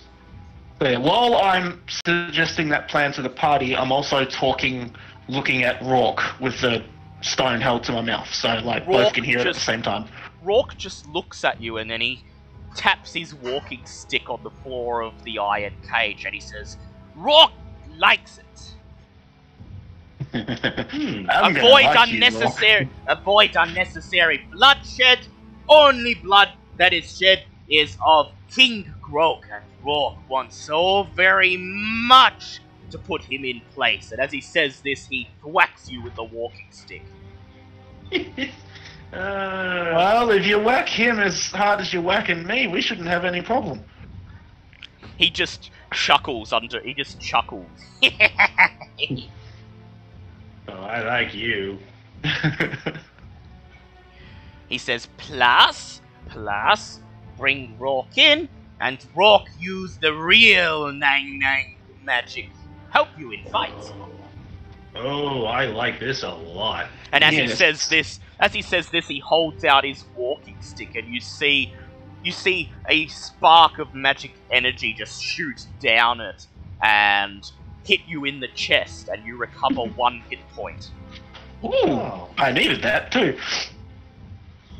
Okay. I'm liking this plan. So, Rock, how do you suggest that we... we have one problem. None of us speak Grung. How do you suggest that we...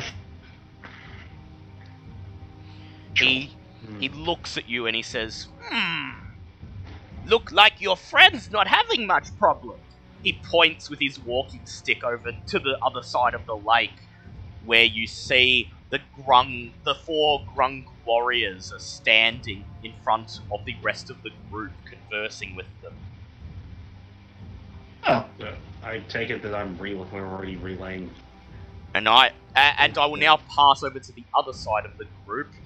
fair enough. Bulbs, you hear Bulb's voice coming through the sending stone, and just as he finishes his sentence, you stow it away into your cloak as the 4 Grung shuffle up to you.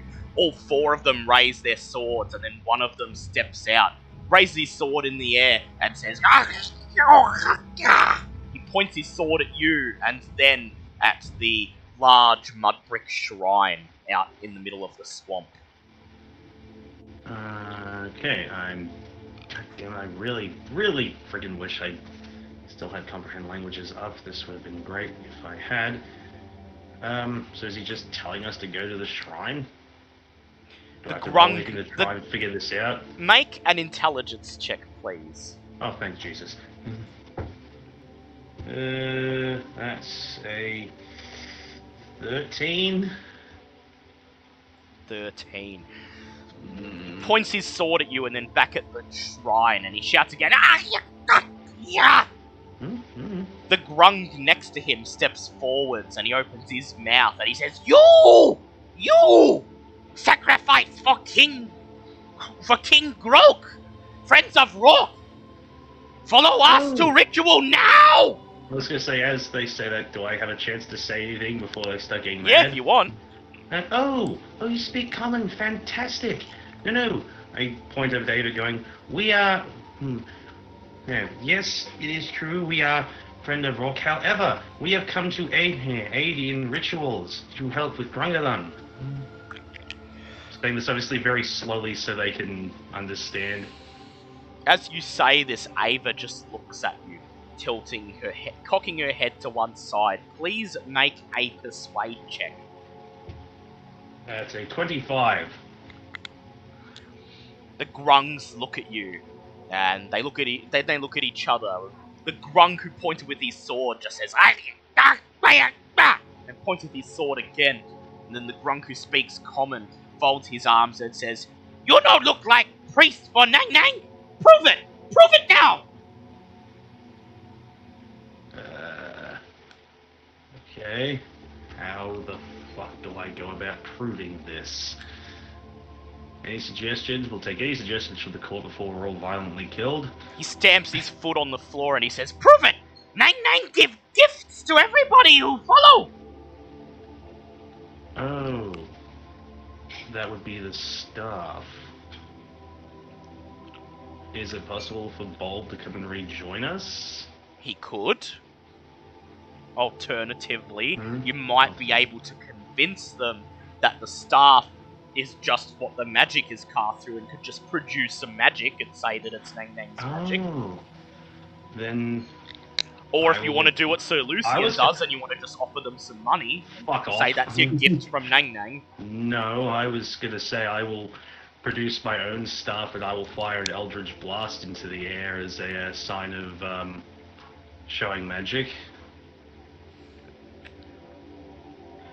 Go ahead and please make a charisma check as you fire your Eldritch Blast to make it look as convincingly divine as you possibly can. Just charisma, no charisma like save. Just charisma. 18. You fire an Eldritch Blast into the water, holding out Mr. Oh no, Stick into the air. In into the air. the air. Not as an attack. 'Cause... Holding it up into the air. holding Mr. Stick up above you the same way you saw the Grung shaman call lightning, doing your very best to mimic his motions. Mm-hmm. The Grung warriors watch the Eldritch Blast fly into the air, and all four of them in unison go, "Oh!" The angry Grung steps forward. He says, Okay, you prove. You help summon Nang Nang. Go! Go to shrine now!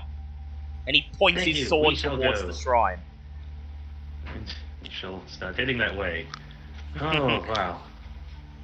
Meanwhile, over with Bulb, you've just watched Bobbit fire an Eldritch Blast that seems to have done something to convince the Grungs not to attack them, as you then see Bobbit lead the rest of the group into the water, and they all begin to wade across the lake towards the central island.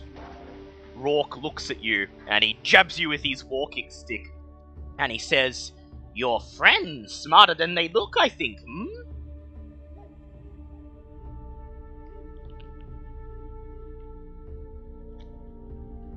And then he says, Now! You get me out of here, and we march in there together. Say it's time for ritual.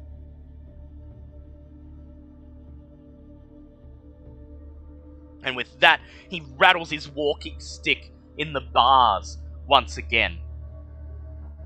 What would you like to do, Bulb?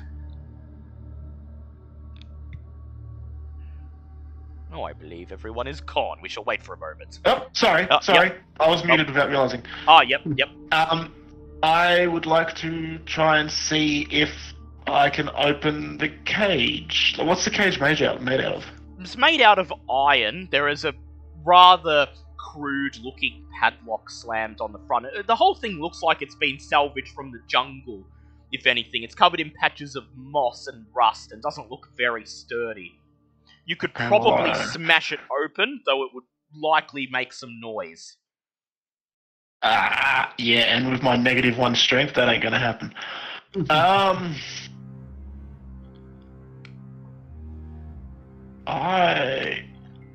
Poison spray, it's not acid, damn it.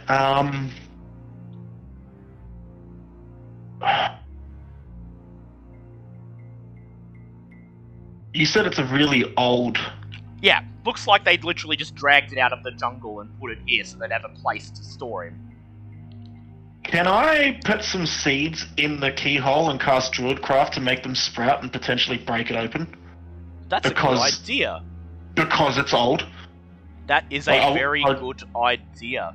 Yeah, I definitely wouldn't try it with like a newer lock, but because you said this one's fairly old. So you reach into your seed pouch and insert a couple of small seeds into the lock, and then you cast Druidcraft, and the seeds begin to grow bigger and bigger as green vines and moss and overgrowth overwhelm the lock until suddenly, snap! It snaps in half, and with a earthy creak, the cage door swings open. You hear, coming from the hut next to the cage, the sound of grungs who've heard the noise, debating over whether to check it out. And you see 4 grung warriors make their way out of the hut, one by one. Rourke taps his walking stick against the ground and pushes the door open and shuffles over to you using his stick to keep him on his feet. And he says, Quick! To the shrine before they come and see I've broken out! Okay, I follow him. He presses his stick into the water directly in front of you, revealing that the water is far more shallow than appearances would lead you to believe, and then you follow behind him as he shuffles under the water and begins to lead you across a bar of dirt that spans the bottom of the lake towards the central island. please make a stealth check to avoid being seen by the Grung warriors who've come out of the hut. Ooh, that's a 23. That's a 23. As Rourke steps under the water and is completely concealed by the murky liquid, you keep as low as you can, moving slowly but steadily, keeping an eye on the 4 Grung warriors that remain on the shore, until you emerge out of the water onto the stone firmament that serves as the foundation for the shrine. Very well. You all ready? And Zinhorn, you're still concealed. Would you like to follow the others, or would you like to remain where you are? I'm going to remain out here just so I can keep an eye on if something's happening. That seems like a good idea. So, Bulb, you and Rourke reach the front of the shrine, and Rourke takes one glance over his shoulder at the 4 grungs that even now sit waiting in the water, but then he just shrugs and leads you into the shrine. The interior of the shrine is one large hollow room. Just inside the entrance is a clear pool of water that ranges in depth from 2 to 5 feet. Phosphorescent fungi illuminate the pool with soft, dreamy hues. Short, frog-like humanoids of different colours are fussing with the fungi and tossing flower petals into the pool. At the back of the shrine is an elevated, semicircular basin of water 10 feet high. Wallowing in the basin is a grung with gold skin. On his brow rests a golden circlet. 2 red-skinned shamans and 2 warriors stand at his attention, their staves and swords at the ready. Rourke clears his throat. I'll just have Rourke, just bring Rourke on the map. He can have a Grung shaman token. Fair enough. Mm-hmm.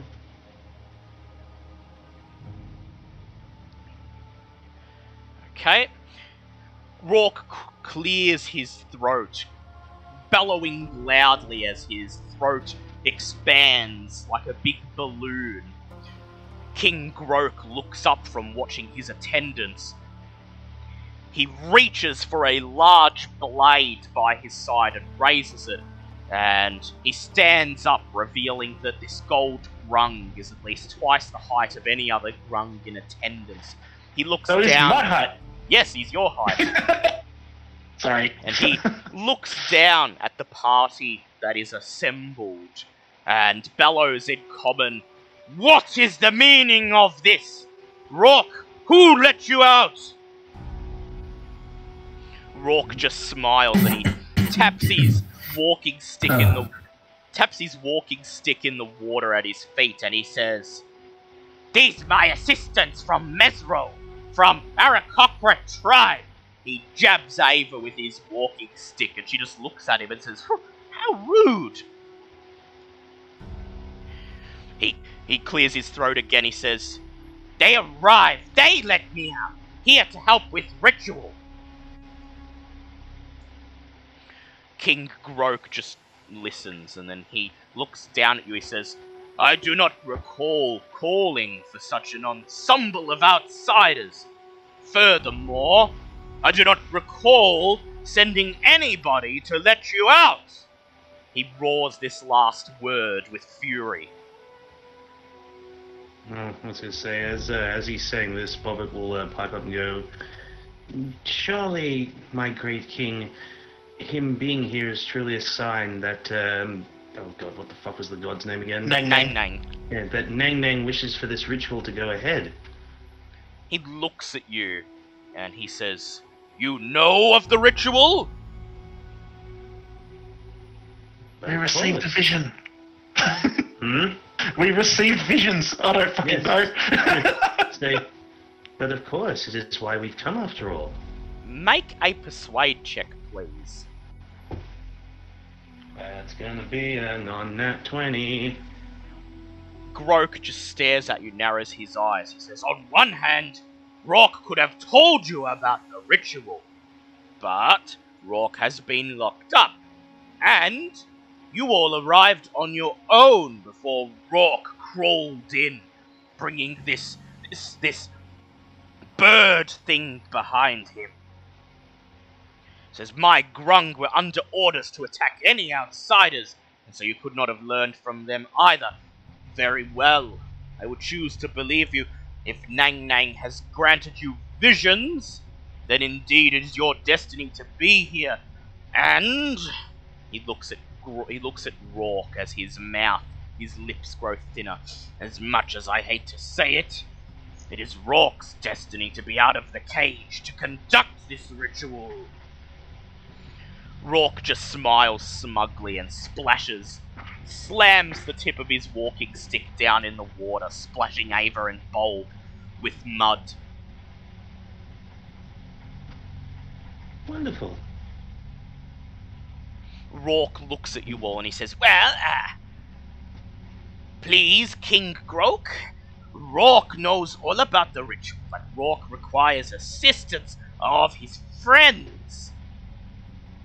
You see, long ago, Rourke left half of the ritual with the Arakocra tribe as a token of friendship.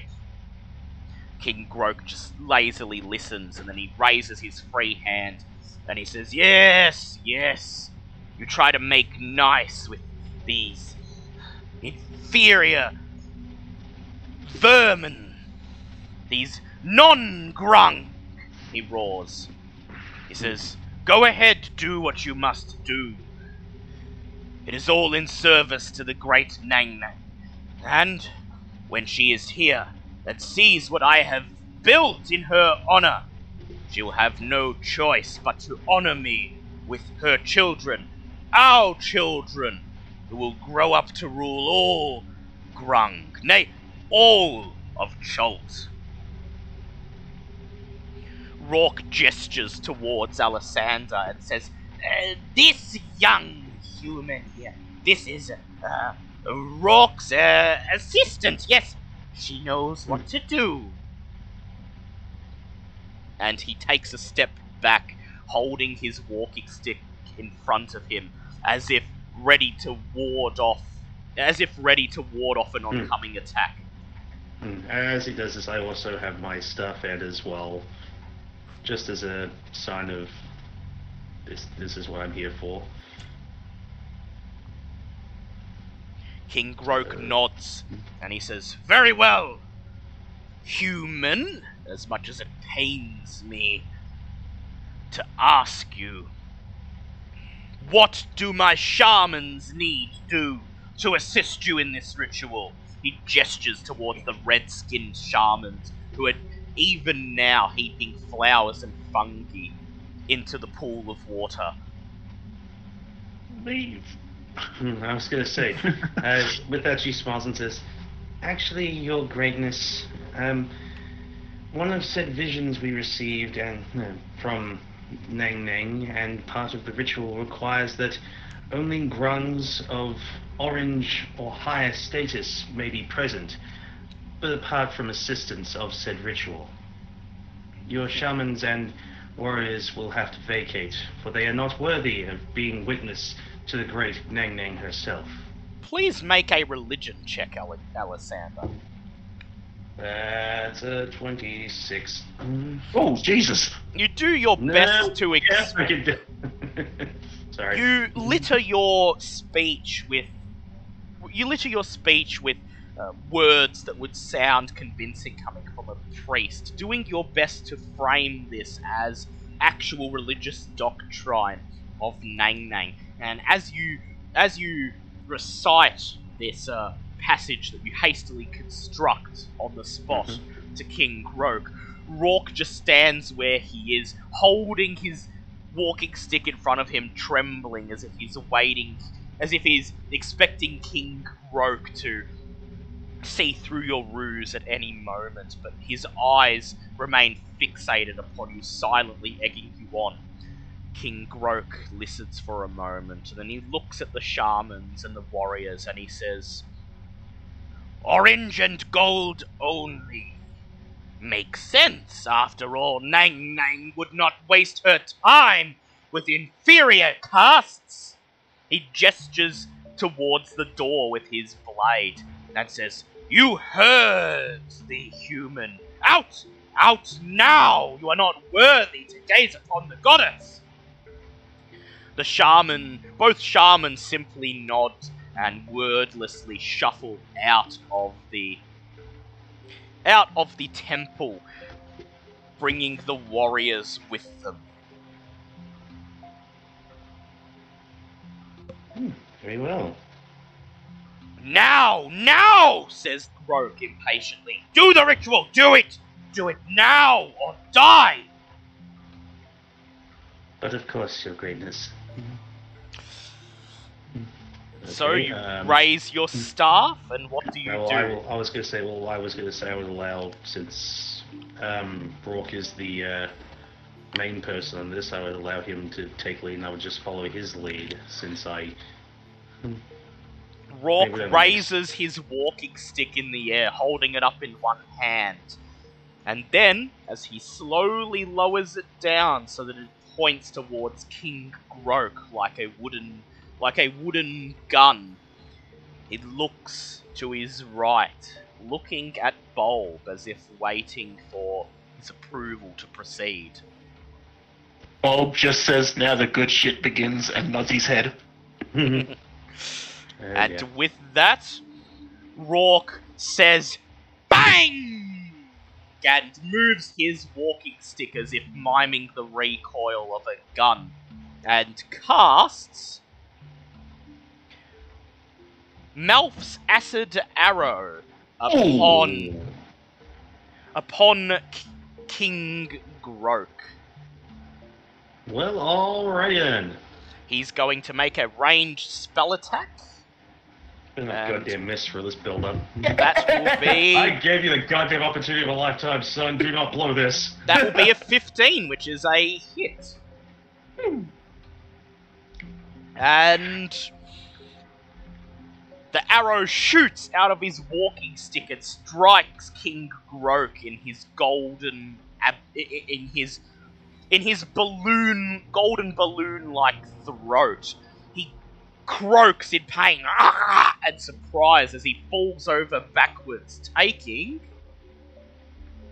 9 points of acid damage. I'd like you all to roll for initiative, please. That is an unnatural 20. Ooh, 16. 16. Is that me as well? That is you as well. Yeah, everyone's rolling for initiative. This starts the combat. Ta-da. That is a 19. 1, 19, 7 for M1, 19 for Zinhorn. Okay. 19 for Zinhorn, and very likely no Grungs will come to his assistance because they'll just assume any sounds of magic and combat are part of the ritual, and they're not allowed in. I'm not going to brag, but I will point this out here. Am I good or what? Praise be, motherfuckers! It is. Bring the plan.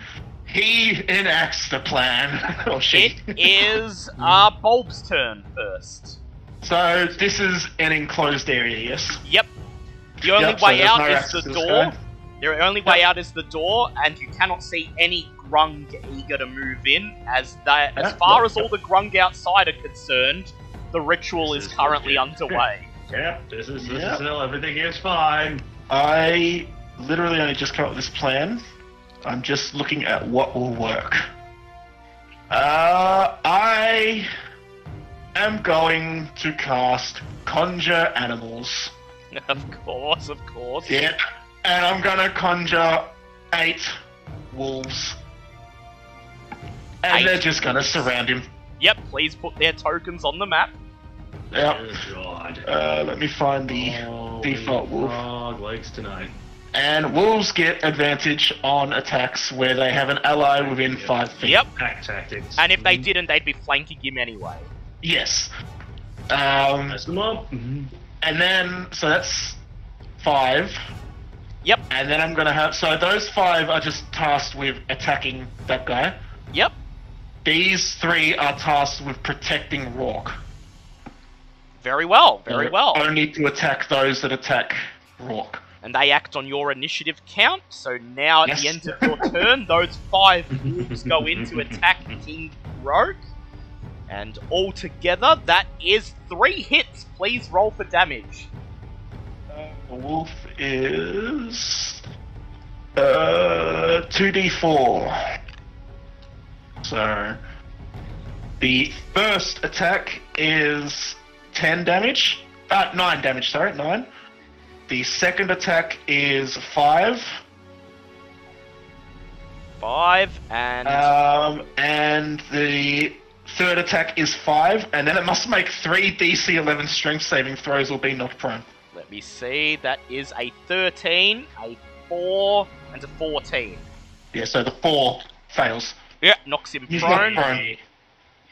You hear King Grung shout and croak in rage as one of the wolves pins him.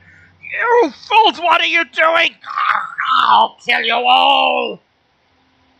It is now Zinhorn's turn.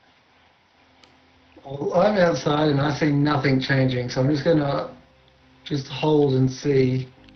Yeah, see what if, happens. yeah, because I don't know anything's happening. Well, you have seen Grung come out of the... You have seen Grung come out of the shrine, and as soon as they step out, the Grung shamans raise their staves and begin shouting to all the other Grung. Pointing their staves at the shrine, and all of the other Grungs immediately bow down in worship.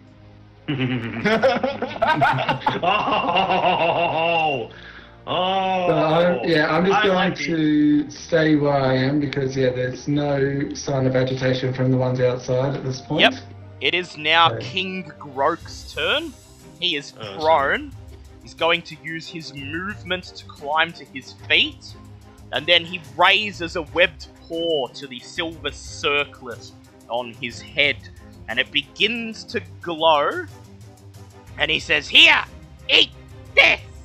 As he casts Scorching Ray with it. Oh.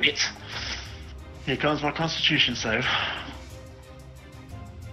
Let's see, and Good that's... to raise a constant? No, because concentration. Ah, right. Well, it depends on who you If he aim hits at. And Yeah, he if he casts it at... let me see. He casts it at 4th level. And So it's 5 also, is it rays at out. disadvantage because he's in combat? Like he's in melee range of people?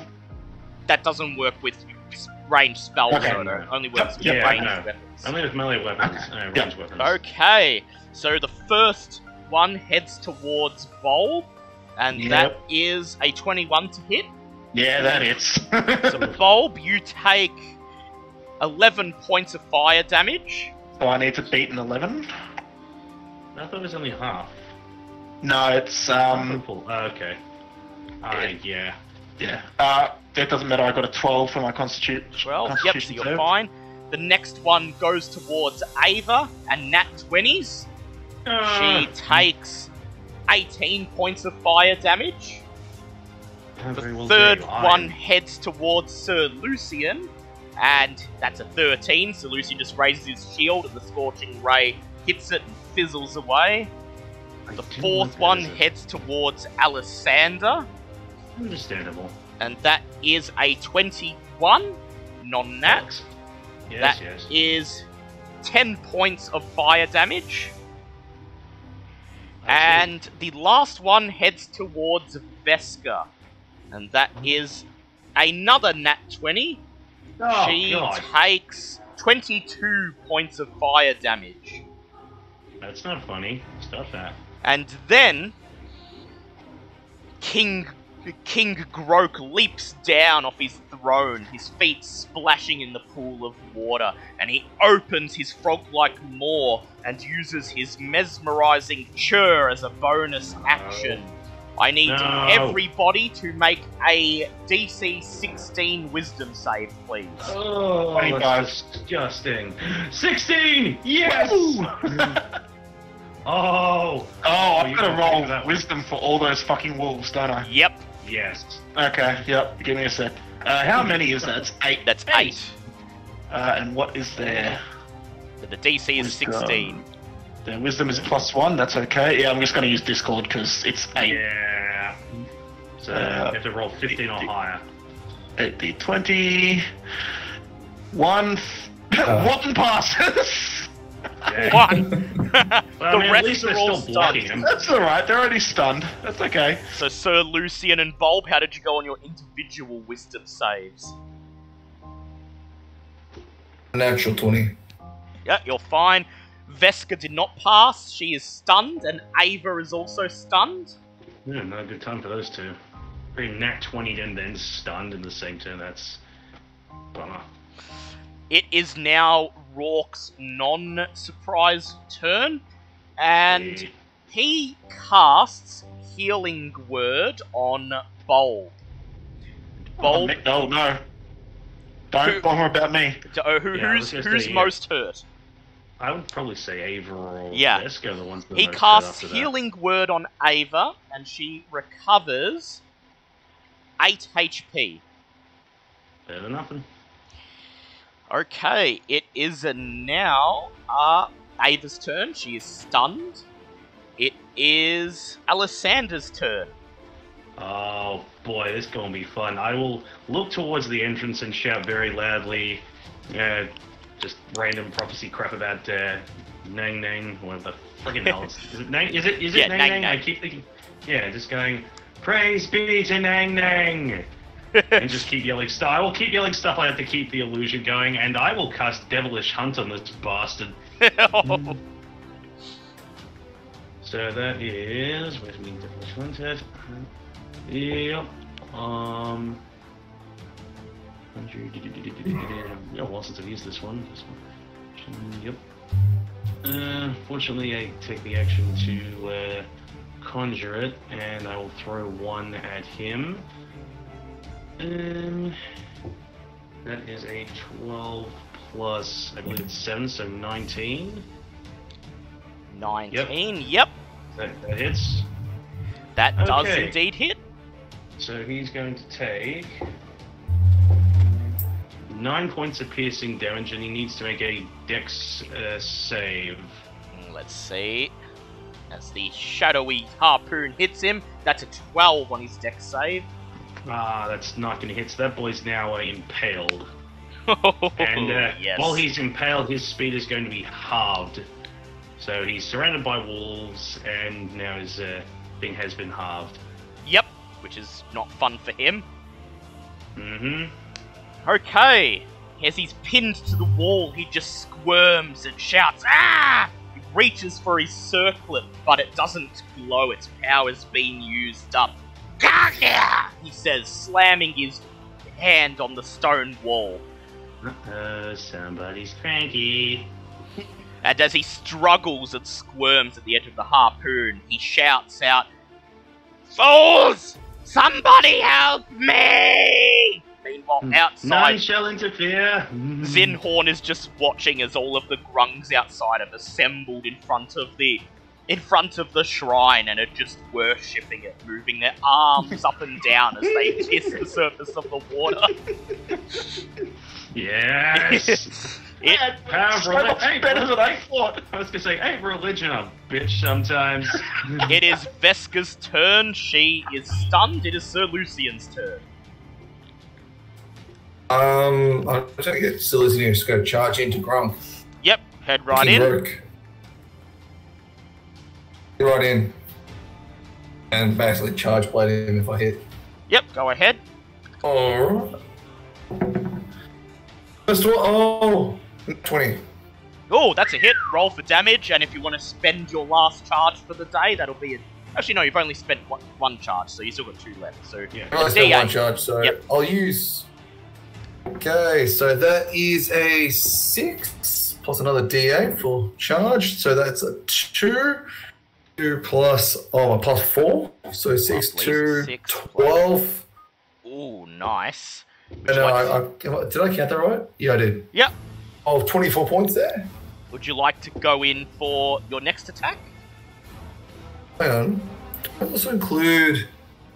Yeah, charge back. He also gets another +4 as well, doesn't it? Not including the also on top of the. Well, no, strength. you don't. You don't get. You don't know. It's just the extra D8. No, that's already included. Yeah. Yeah. Ah, okay. Doesn't get buffed up like 100 Would points. you like to go and get? Would you like to go in for your next attack? How long's going for my next attack? All right, go ahead. Roll to Okay, hit. that is an 8. What's his DC? His Not his enough? armor class is 15, unfortunately, and so he parries your blade with his own. And just 24 laughs points. as he knocks your sword out of the way. It is now Bulb's turn. Woo-wee. Is there anything that Bulb can do to stop his wolves being stunned? No, you just gotta wait till No? King Grog's next turn. Not Not unless you want to burn. Not unless you want to like burn a lesser restoration on them or something. Oh, no, not for all. Not against like 7. Quick question: was Growth before or after me? So He's Growth- after you. No, he's before Ah. you. Sorry. Good, He's after good, me. good. Yeah, he's after Bulb and Zinborn. Let's see, I'm at a 3rd level. I've got 1st level, he's in water, so Scorching... Oh, we're all in water, so Scorching Ray might work. However, I am just going to use Dissonant Whispers and up it to 2nd level. Very nice. I'll be right back. Sorry. Yep. Come on, load, you stupid little page. There we go. Okay, so I'm going to use Dissonant Whispers. He must make a Wisdom saving throw. Very well. That will be a 16. 16, that is a pass. And apparently our bear just updated halfway through this fight. Oh, lovely. Um, Oh, I see. Yep. so that's Just see. 4d6, but he takes half damage. Yep. So that is 10, 13, so that's 6. He takes 6 damage. Takes 6 damage, which is not That bad. was, that was a 2nd level spell, so now I've used 2 2nd level spells. And then I'm going to cast Healing Word on... who got hurt before? Everybody, but yeah, except for Sir Lucian. Everybody except for Sir Lucian. I'm back. What I miss? On Our bear forced an the- update on- in the middle of the fight. For Yeah. I'm Anyone else get that? Yep. So do we have to go? going to cast Healing Word at 2nd level on Ava. Okay. And 'Cause she if she recovers. stops being stunned, she's going to be next to him anyway. So it's that is 5 plus 4, 9 health for Ava. Wow, that's good. That'll get her closer to full health. I think she's only down like 6 now. Okay, it is now the enemy's turn. Actually, no, it's Zinhorn's turn. What would Zinhorn like to do? Just stay outside? So how many Grung do I have? Out Can here. I see? You see, there's at least 8 warriors and 2 shaman that have gathered together and are worshipping the shrine. Also, I can't see our bear anymore. I so- know it's done an it's just a update blank. in the middle of combat, and yeah, it's decided to do an good update times. in the middle of combat, and so I can't see the map either. I'm just being told that it's upgrading. Oh, fun. So yeah, fun. So they're still all just worshiping. They're not like, are they starting to get sus on all this stuff that's happening? Or Yeah, no, just- they just think there's a ritual in effect. I may be enjoying this. I'm not gonna lie. Now it's just completely blank. Well, we apologise for the inconvenience. We do Please feel free to- apologise. Feel free to donate to ensure that things like this don't happen. Oh, this one wasn't even at Yeah, this one was not our fault. They don't need to know that. So, Come Zinborn, on! would you like to remain where you are, or would you like to, fly, turn into something and fly past the worshippers into the shrine, or... What I'm going to do is I'm going to B-shape into, where is it? A Pteranodon. Ooh. Something Lovely. that preys upon them. Yep. And just sort of like start making like a lot of noise and flying over the top of them. Like, do they start sort of like scattering, or You transform into a Pteranodon and then you take flight, flying above the lake and roaring. Please make an intimidation check with advantage. Ooh, I like that. We're having a fun time. Maze getting in here was a pain in the ass, but this is fun. That was it. Enjoy.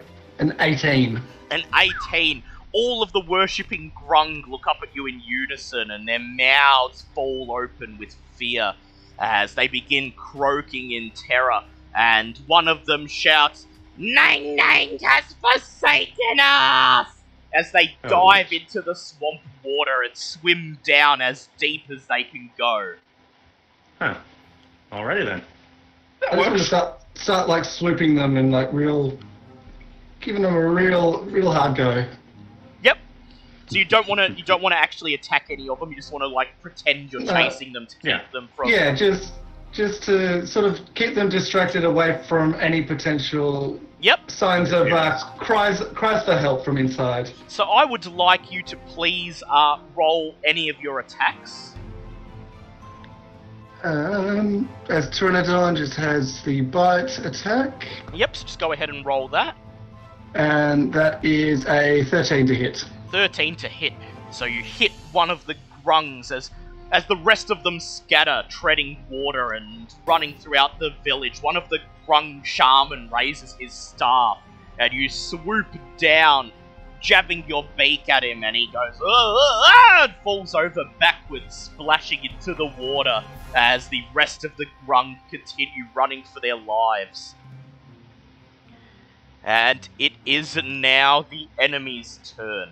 And even though you can't see it, we're going to have to deal with do this in Theatre of the Mind style. I'll try refreshing That's one fair. more time. Use your imagination. This is how people did my use... wolf get an attack? Oh yeah, your wolf. Yeah, sorry, the roll one wolf. for it. The one got wolf. attacked. Yeah. It does still have advantage, Yep. doesn't it? Yes, because Sir Lucian was right next to it as well, so Yep. it's 5 feet. That is a hit. Please roll for damage. 2d4. That is 6 damage this time. Yep. And make a DC 11. Strength save. That is a 12. Yep, fair enough. So, King Grok uses his standing leap to leap forward over Sir Lucian's I was head. going to say, just remember his movement is halved thanks to the... Yes, that is correct. Does he take any damage for moving with it impaled in him, though? Only if he tries to remove it. Pull it out, yep. So, he leaps 15 feet up in the air over Sir Lucian's head so that Sir Lucian can't get an attack of opportunity. And he plonks down in front of Alessander. Oh dear. And the first thing he does is, as a bonus action, he wrenches the harpoon out of his chest. Please roll your damage. Oh dear. Yeah. Probably shouldn't have did that.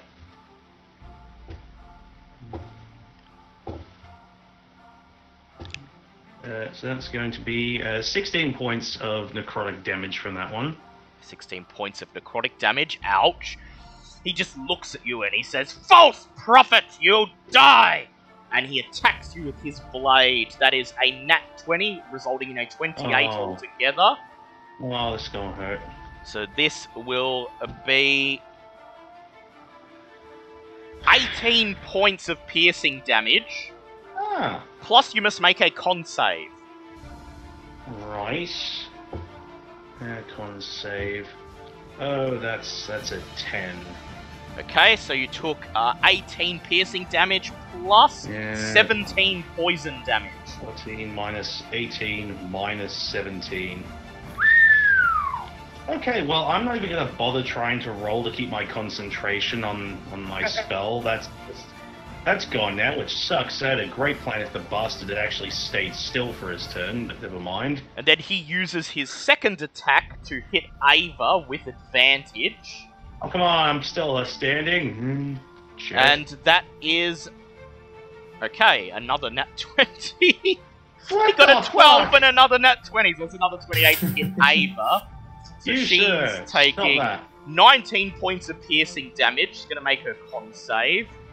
She passed, so only 19 points of piercing damage. Surely. Okay, it is the end of his turn. Ava and Veska are no longer stunned. It is now your turn, Alessander. Lovely. Okay. So I'm pulling out my wand of magic missiles, pointing at him and just going, really wish you just stayed still. Then I quickly poke it head towards the eggs and just go, let your screams reach Nang Nang! And I will fire all 6 levels of the... Oh, I have just 6 level magic missile directly. Yep. Okay, go ahead, roll your damage. One of my favorites to actually do. Plus... Yep. Big numbers, big bang. Well, that's a lot of ones, but that's still 31 points of 31 damage. damage. You want to know how many That's a lot of ones, Want to you know how many bastard. hit points he had left? 30? 29! Hey! And so, as he raises his sword and begins to I'm scream, directly in front of him, so this is point blank as you well. just hold out your wand and pew, pew, pew, pew, the magic missiles zoom out, hitting him, blasting him across the room back into the pool of water. And as he attempts to crawl towards you, the beams hit him, blasting him into mush underneath the surface. Combat appears to be over. I'm gonna collapse, because, oh boy, I took an absolute whooping in that fight. I'm very, very hurt now. I'm not I believe I'd like to retire from the clerical business. And I with would normally that, say I want to go and get that tiara, but I already I already have a scorching ray, so I will happily take the look at that in a second, but right now I'm just still lying there going, hallelujah, amen, and peanut butter. as the sound of the fighting wears down, you hear from outside just the screams of Grung fleeing and treading water, and the shrieks of Pterodon Horn going, doing his best to pretend to be swooping them and attempting to capture them. Somebody want to tell him to stop? With that, Rourke nods, and using his walking stick to hold him up, he hobbles out of the shrine, looks up at the Pteranodon, and stares Zinhorn right in the eye. And then he says, I think you did a convincing job, but that is enough. So I'd say fly somewhere to transform back without people seeing, so they think if he was really smart, he'd do this as a way of like making it look like that Nang Nang has saved them in their hour of need. If you were going to pass this off as a true man of religion. And with this, Rourke raises his walking stick, and he waits for Zinhorn to get close, and then he just jabs his walking stick as hard as he can into Zinhorn's wing, and says, Go! Go! Nang Nang says, go away! And follow orders and fly to the outside of the maze. And as you shriek flying away, you hear the collective sigh of relief from all of the Grungs as Rourke lifts his walking stick in the air, and he says, Nang Nang has judged King Grok and found him wanting. A gasp falls across the hushed crowd. A minority of them gasping in shock, the rest of them gasping in stunned triumph as Rourke shakes his walking stick and says, Tribe of Dungrunglung, Tribe of Zoo, Nang Nang has declared Rock your chieftain! And with that, there is Bulb silence. starts cheering. Yep, Bulb starts cheering as Well, it's just on the ground Alisander, going, "Yay." Alisander comes out and gestures towards Rourke, still holding one of her hands against her blood-stained cloak, and says, Yay. "All hail Nang Nang's chosen! Yay for Nang Nang. Please make a persuasion check." That's a non-nat 20. And with that, all of the Grungs present exchange furtive looks. And one of them, a yellow Grung, raises his hand in the air and shouts, "All hail King Rourke, chieftain of Dungrunglung!" There's silence for a few more moments, then a purple Grung behind him, the same one wearing the bone necklace, steps forward, raises his hand in the air and says, "And chieftain of Zoob tribe too!" And all of the Grungs cheer in triumph as the first patches of red appear in the sky above.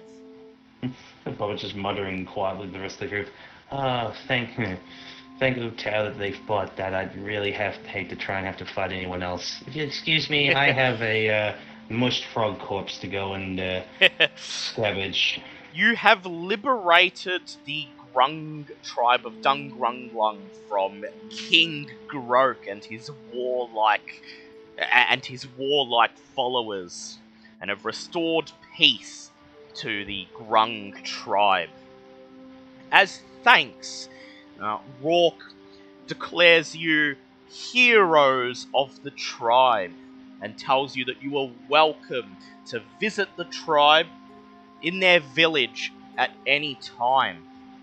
He hands you a wooden talisman resembling a tiny hollowed out tube of wood, the same kind worn by him and his underpriests, and he informs you that all you need do is place this talisman to your lips and blow, and it will cause the maze to come apart, granting you access to their village. Can Bulb ask something of him? Yes? Chieftain Rourke, I was wondering if you could order all of the shamans to hand over these staffs. And I hold out the staff that we got from the shaman out the front. He steps forward. Yep. He steps forward. Oh yeah, finish, yep. Yeah. I was just going to add, as it is not, as you know, from Nang Nang, but as I know and as Something far. Lysandra here can tell you, something far worse and should not be left. Just a cry echoing out of the cave going, definitely should get rid of those, not great. You tell him Alisander's... You repeat Alisander's words to him and allow the implication to settle in. He raises his hand and he says, "Very well, Bulb." He raises his walking stick in the air and he croaks, "Ah!" And one by one, the shamans of the Zoob tribe step forwards and lay their staves at Rourke's feet.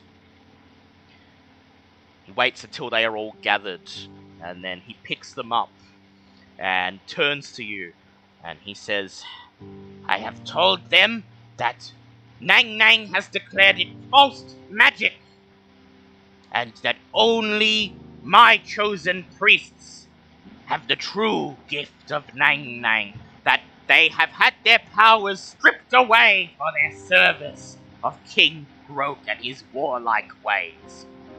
And with that, he steps over to a nearby bonfire. No, I want them. Nope, you want them? I want them. We will destroy them properly. We will make sure that they are destroyed properly and that their magic can never escape.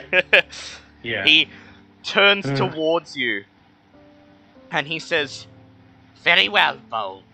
You have been a great hero to our village, and rather than burning them in the bonfire, Rock entrusts them to you." And he just drops them at your feet. Oh my god. Thank you, Great Chieftain. And how many is that? There were 2 remaining shamans, so 2 more. Okay. I picked them up and I asked Sinhorn if he would like one. Oh, certainly. I'm guessing And I give one to him. Out of Yep. earshot. Yeah, out of earshot, yeah. Yep. Basic, okay, hold on. I keep hold of them. Yeah, I'm currently out of the maze at the moment. Well, yeah, true. Yeah. So I'll keep hold of them and then afterwards, yeah. But Yeah. Sinhorn, if you attune to that, it will grant you +1 to any attack rolls or damage rolls of druid spells. I have plenty of those. It will not work on healing. It doesn't give you extra healing. You must, however, use the staff as the focus that is used to cast the spell. Yep. So it Please might be don't. worth just having it in your spare hand. You cast the spell and then put the staff away or something like that. So you can almost imagine Bobbert just looking at Bulb quietly going, "At least when I use my stuff, I know who's behind it." And so, Well, I haven't used it yet, have I? I'm sure you will. Rourke declares you friends of Dungrunglung. Tells you how to bypass the maze. It says any time you require his assistance or those of the Grung, you need simply blow the talisman in the air, and Nang Nang will bring your words to him. Thank you, Nang Nang. Finally, he retrieves from his old shrine on the eastern side of the lake a small cloth bag, and as he imparts it to you, he winks and taps your ankle with the edge of his walking stick, and he says, "Use it well. It took a lot of effort to keep it out of that gold Grung's hands." Where is he talking to me there? Yes. Oh, Well, just well, yeah, because you okay. you were Fair his. enough, I will- He just winks Quote, as he unquote. hands it to you, and he says, "As my priest, you'll find this useful." Hey, thank you. I'm sure I'll put it to good use. So I would to like use- you to please make 2 Arcana checks, one to identify the circlet, and the other to identify this pouch that you've been granted. Alright, that's a 24 and a 21. Jesus. Okay, so I the... like magic! You recognize the circlet as a circlet of blasting. It is an uncommon, wondrous item, does not require attunement. While wearing this circlet, you may use an action to cast Scorching Ray with it. When you make the spell's attack, you do so with an attack bonus of +5. The circlet can't be used this way again until the next dawn. However, when King Grok was wearing it, it was boosted due to the same source of power that was granting so-called clerical spells to his shaman. Yeah. Fair enough. I'm already wearing the headband of intellect, though. Would I need... Yeah, you could only To wear not- one at a time. I figured that might be the case. Okie dokie, who wants a free spell use for a day? Actually, it doesn't require attunement, you say. Doesn't require attunement. In a move that may prove to be ultimately foolish, I will walk towards Sir Lucian and go, I think this, well, I may technically be a queen. I feel this would look better on a lord's head. Ooh. And we'll pass it to Sir Lucian. So Sir Lucian, as Bobbert places the circlet of blasting around your forehead, what do you say? Remember, you're muted. Oh, yep, and Oh, one dear. is muted. There we go, we gotta unmute him. There we go. I'll unmute him. Yep. Oh, wait, no, he's back now. So, as she places this circlet of blasting over your head, and declares how befitting it is of a lord. What do you say in thanks? It's a subtle what nod. You just nod solemnly, knowing that if you were to open your mouth, you would probably end up saying something that would make you seem to be a complete arse. And so you just solemnly nod and say nothing. And with this circlet of blasting, you now have the ability to cast the Scorching Ray spell once per day. I'll send that to you later. Beautiful. Yeah, I was gonna say. Yes. Hmm? Yeah, he said beautiful, lovely. I was Yep. say, well, I will take a step back, wink at him, and just go, "Don't say I don't do anything nice for you." Now, the other item, inside the pouch, you find a fine wooded box containing a paintbrush and several colourful pigments of powder, it appears to be. This is a wondrous item, very rare, Knowles's Marvellous Pigments. Okay. Each box of paint is sufficient to cover 1,000 square feet of a surface, which lets you create inanimate objects or terrain features such as a door, a pit, flowers, trees, cells, rooms, or weapons that are up to 10,000 cubic feet. It takes 10 minutes to cover 100 square feet in paint. When you complete the painting, the object or terrain feature depicted becomes a real, non-magical object. Thus, painting a door on a wall creates an actual door that can be opened to what is beyond. Painting a pit on a floor creates a real pit, and its depth counts against the total area of objects you create. Nothing created by the pigments can have a value greater than 25 GP. If you paint an object of greater value, such as a diamond or a pile of gold, the object looks authentic. Close inspection reveals it is made from paste, bone, or some other worthless material. If you paint a form of energy, such as fire or lightning, the energy appears but dissipates as soon as you complete the painting, doing no harm to anything. And if you paint a picture of a living creature, it will simply disappear. So non-living things, can't create gold with it, and can't use it to make energy. But those other features sound dope as hell. You can paint doors, pits, terrain features. You can paint bodies of water, and they will all. This is some Mary Poppins level shit. I like this. As Rourke notices the cheeky smile that has no doubt popped up on Bobbitt's face, he just giggles and says, "Was going to use it to conjure up Nang Nang." Yeah, but we'll just giggle slightly and look at him and go, "I like the way you think, buddy." And with that, you are treated to a hero's feast by the Grung. A feast that, unfortunately, just like the Aarakocra, mainly consists of insects and dried plants. However, there is a sizable platter of fish, freshly caught from the swamp lake, that you gorge yourselves on that night. You receive a long rest before the start of next session, and in addition, you level up. Yes! Oh, I have so many new things. Lovely. This is excitement. And that concludes Lovely. this week's episode of D&D, the Fellowship of Steel.